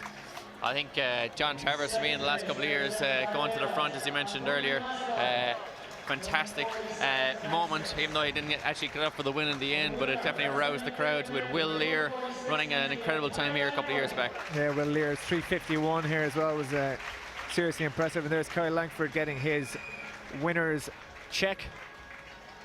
Certainly, as the 800-meter champion. So yes, the Morton Mile, it's going to be 4 laps, so it's 1,609 meters. We're looking to see a time in the low 350s. 3:51 is the stadium record. So there's the official result for the women's 1500. We've seen Alexa Ephraimson, 4:06.73. She is the champion. 4:07.02 from Melissa Courtney, and Lynn Nielsen from Sweden, 4:08.47. So we've got a couple of Irish guys lining up in this Morton Mile as well. We can see, we don't see any of them in that shot, but on the inside we'll have Kieran Kelly and Danny Mooney, both just outside the 4-minute mark, and the man closest of all, Sean Tobin, just see him approaching there in the green and white with the red hair. He is just 10 hundredths away from getting that 3:59.99. Sam Petty, one of the pacemakers there. You can see number 1, Kyle Merber. He's won here before, a fantastic athlete, and a New York athlete who's running for New York, New Jersey, as many of the Americans in this race. So Sean Tobin, number 15, a couple of the Irish guys in the centre there, Danny Mooney, number 13, and Kieran Kelly, who's been ripping up the Irish domestic scene in recent times over 800 metres and 1,500 metres, looking to go sub-4 for the mile. A former 400-metre runner up running over the mile. Yes, indeed. Just there in the hat as well, we have number 5, Daniel Herrera, styling an all-black earth hang. Yes, the Mexican record holder, setting that record last year, running 3:56 for the mile, beating Juan Luis Barrios' record. So plenty of fantastic athletes in this field. See Pat Casey in there as well, the 3:52 athlete coming back from surgery earlier this season. Yeah, 18 men taking the line, 2 pacemakers in this magical Morton Mile. How fast can they go? And they are away. And so straight to the front goes Sean Tobin, the Irishman.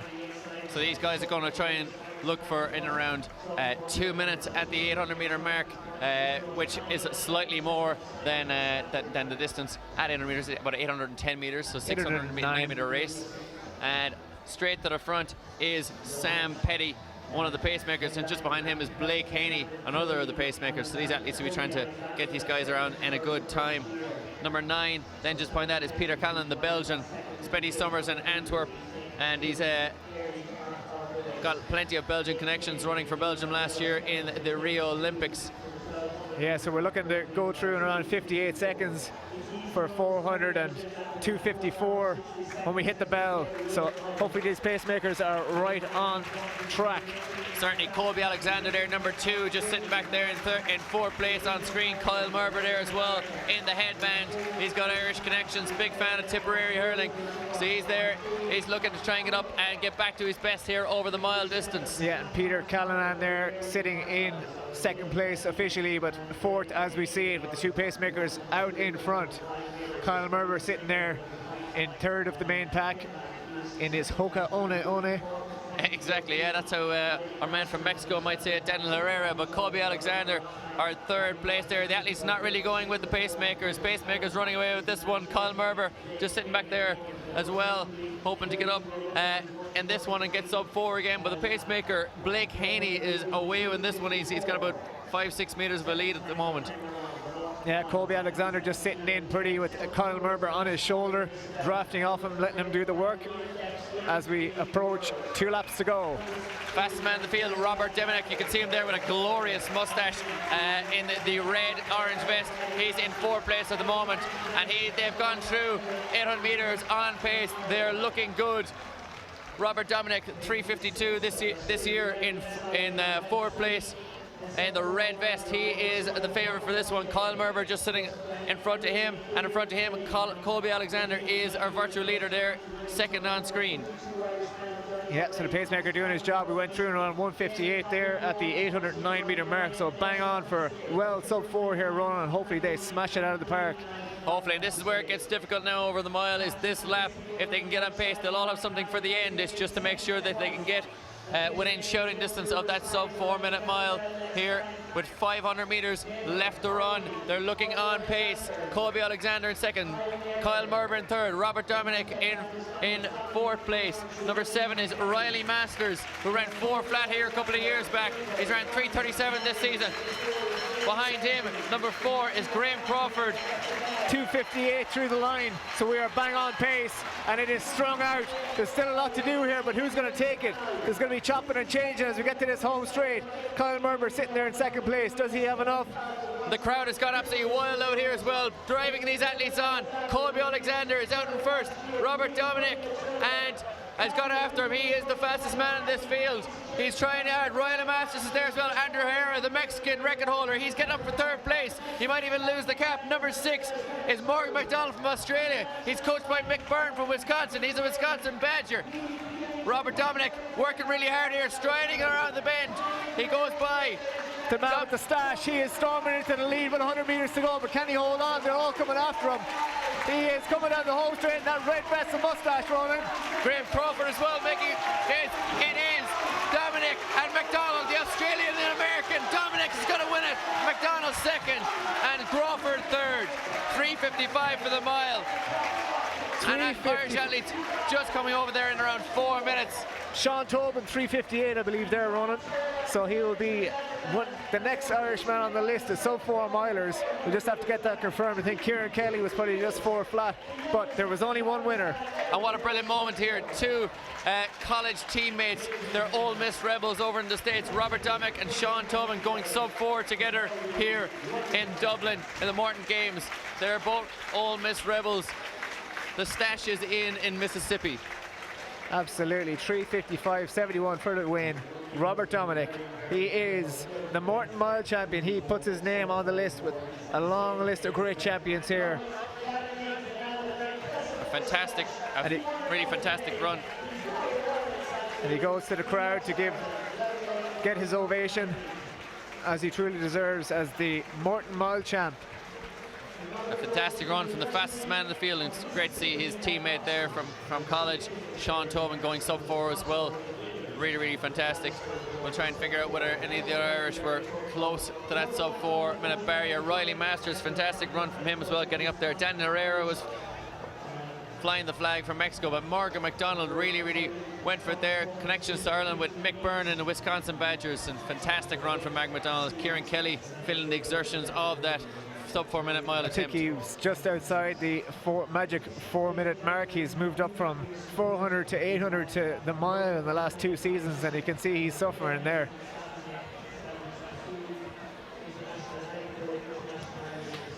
Bodies strewn all over the track here, and we just try and get an interview with our champ.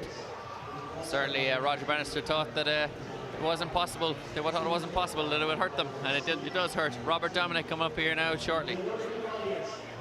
The champion of the Morton Mile.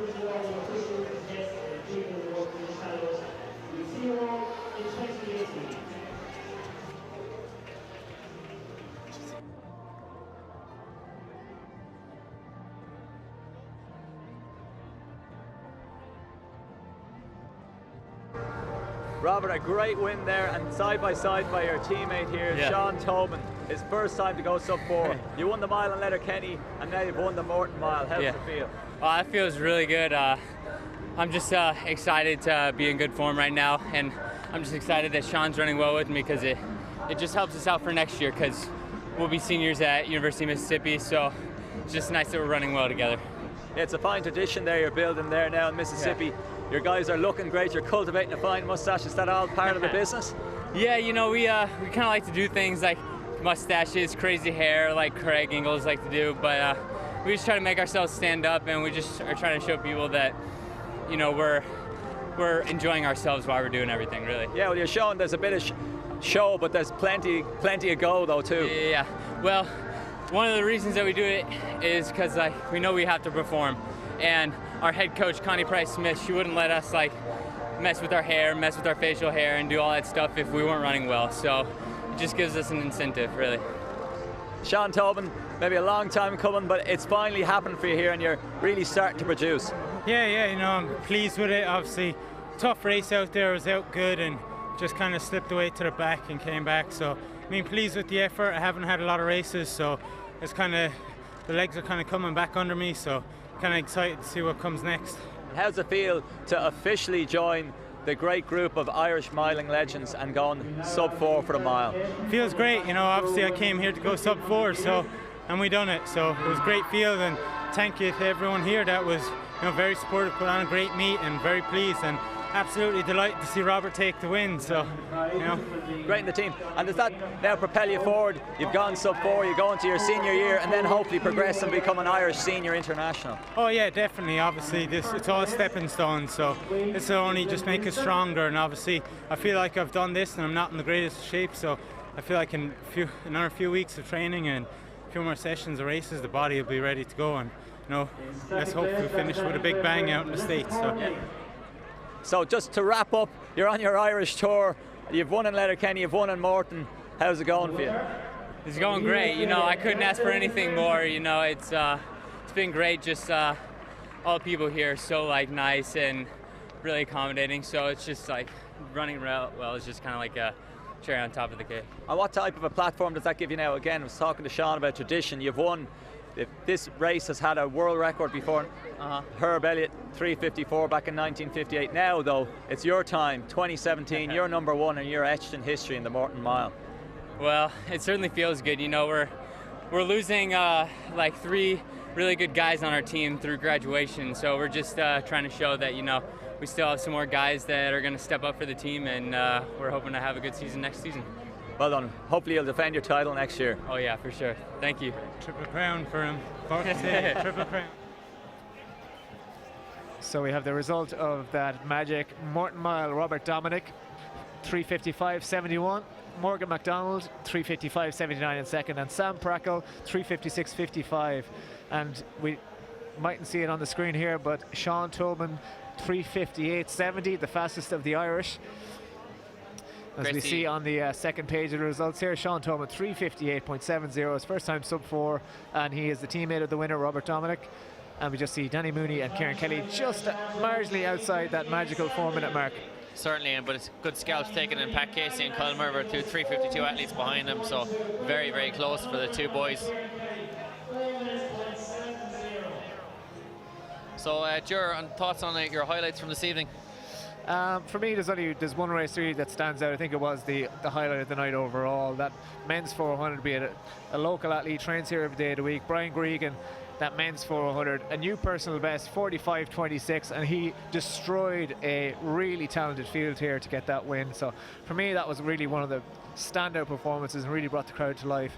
And on the same side, the sprints, the women's 200 was a really close race. We had two Irish athletes coming off the bend there, well up in the lead, Phil Healy and Amy Foster putting it up against each other, but then the strength and the power of Margaret Adeoye from Great Britain, she came through in the last 50 and took the win. And Ronan, your highlights from tonight? Oh, definitely as the night progressed, then you had the 5,000 metres.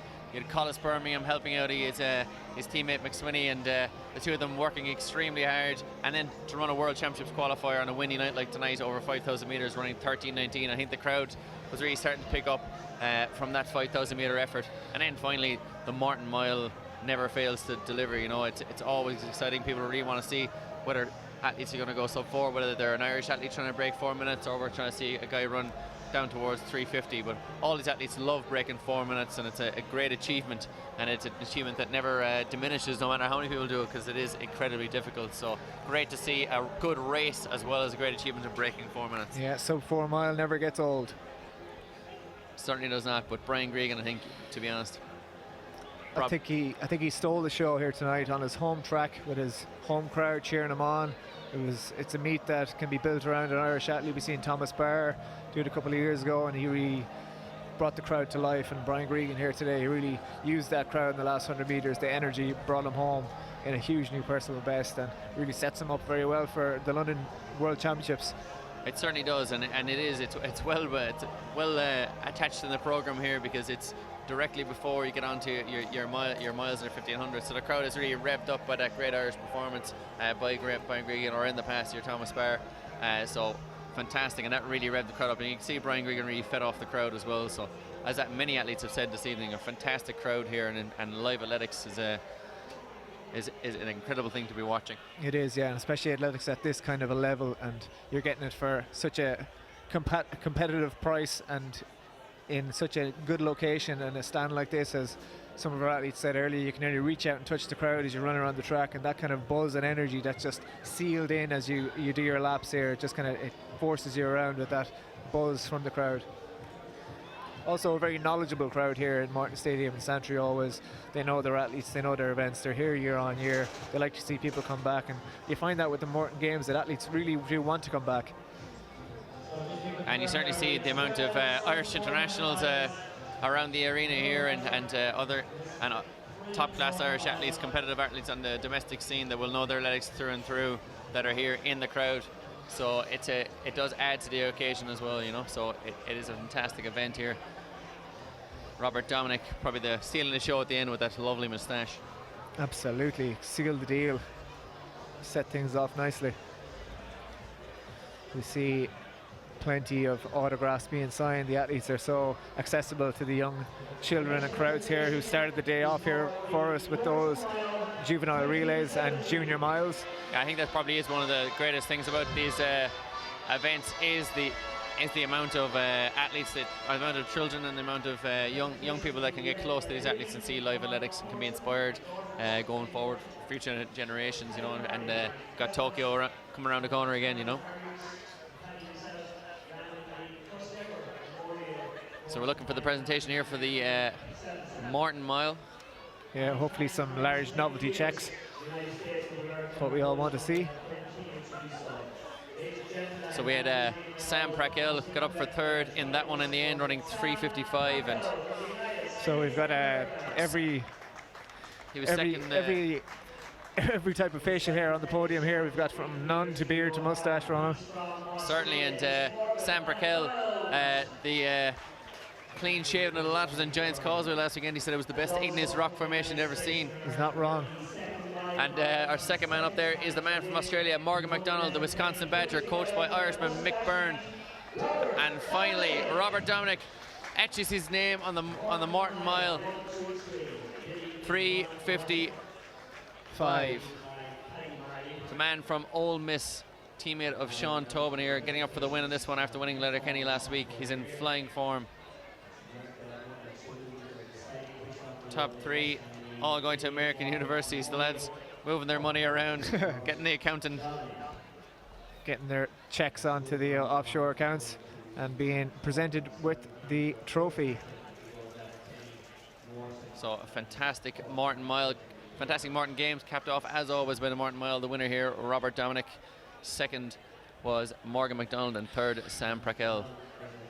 Yeah, what a way to finish it. Never disappoints. It certainly does not. And fantastic, nice moment for all concerned. And Robert Dominic, even though you can't fully take him seriously with that moustache, I'm sure he is absolutely loving this. Absolutely.